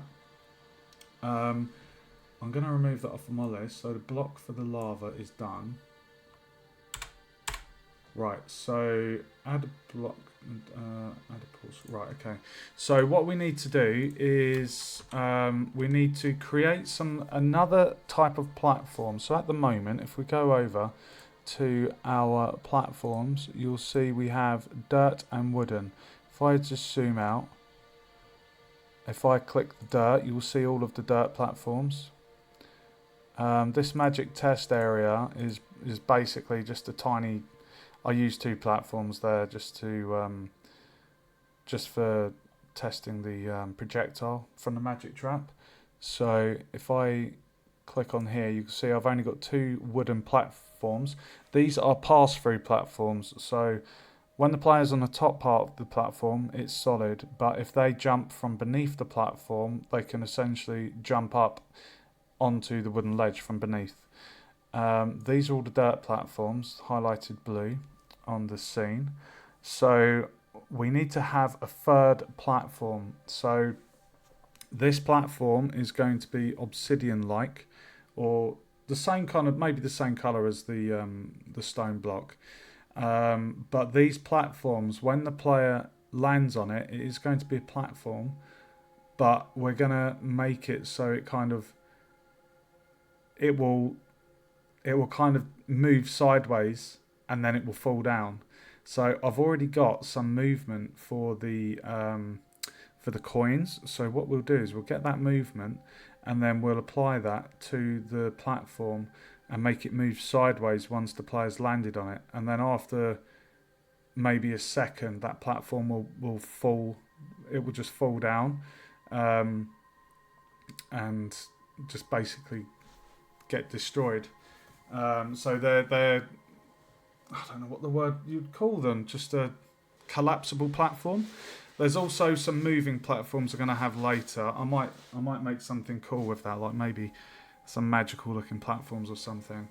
But we have the block. I'm so sorry for those of you that have stayed for 4 hours. I know I've had one person here the whole time.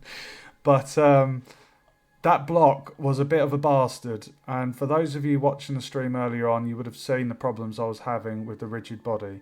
It was the most easiest way to get it to do what we needed it to do, but it was causing a massive problem with the player sprite, which is why I went through this really complicated way to get the block moving, bypassing the use of a rigid body.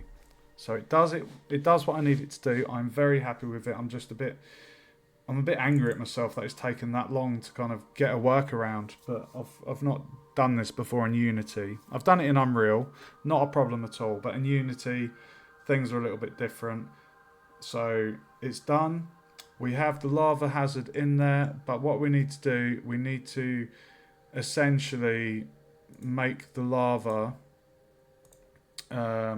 we need to make, if I just make that larger, we're going to apply a box collider to the lava, and then we're going to make it do 25% damage to the player, and then we're going to add a burn damage to the player. So I have a meeting, guys, in a couple of minutes time. So if you want to see the lava hazard getting finished off, feel free to tune back in about an hour's time.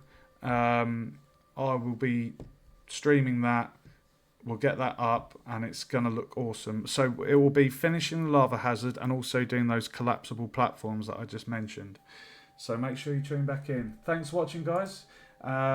And if you enjoyed it, don't forget to give us a follow on Twitch. And I'll see you in the next stream.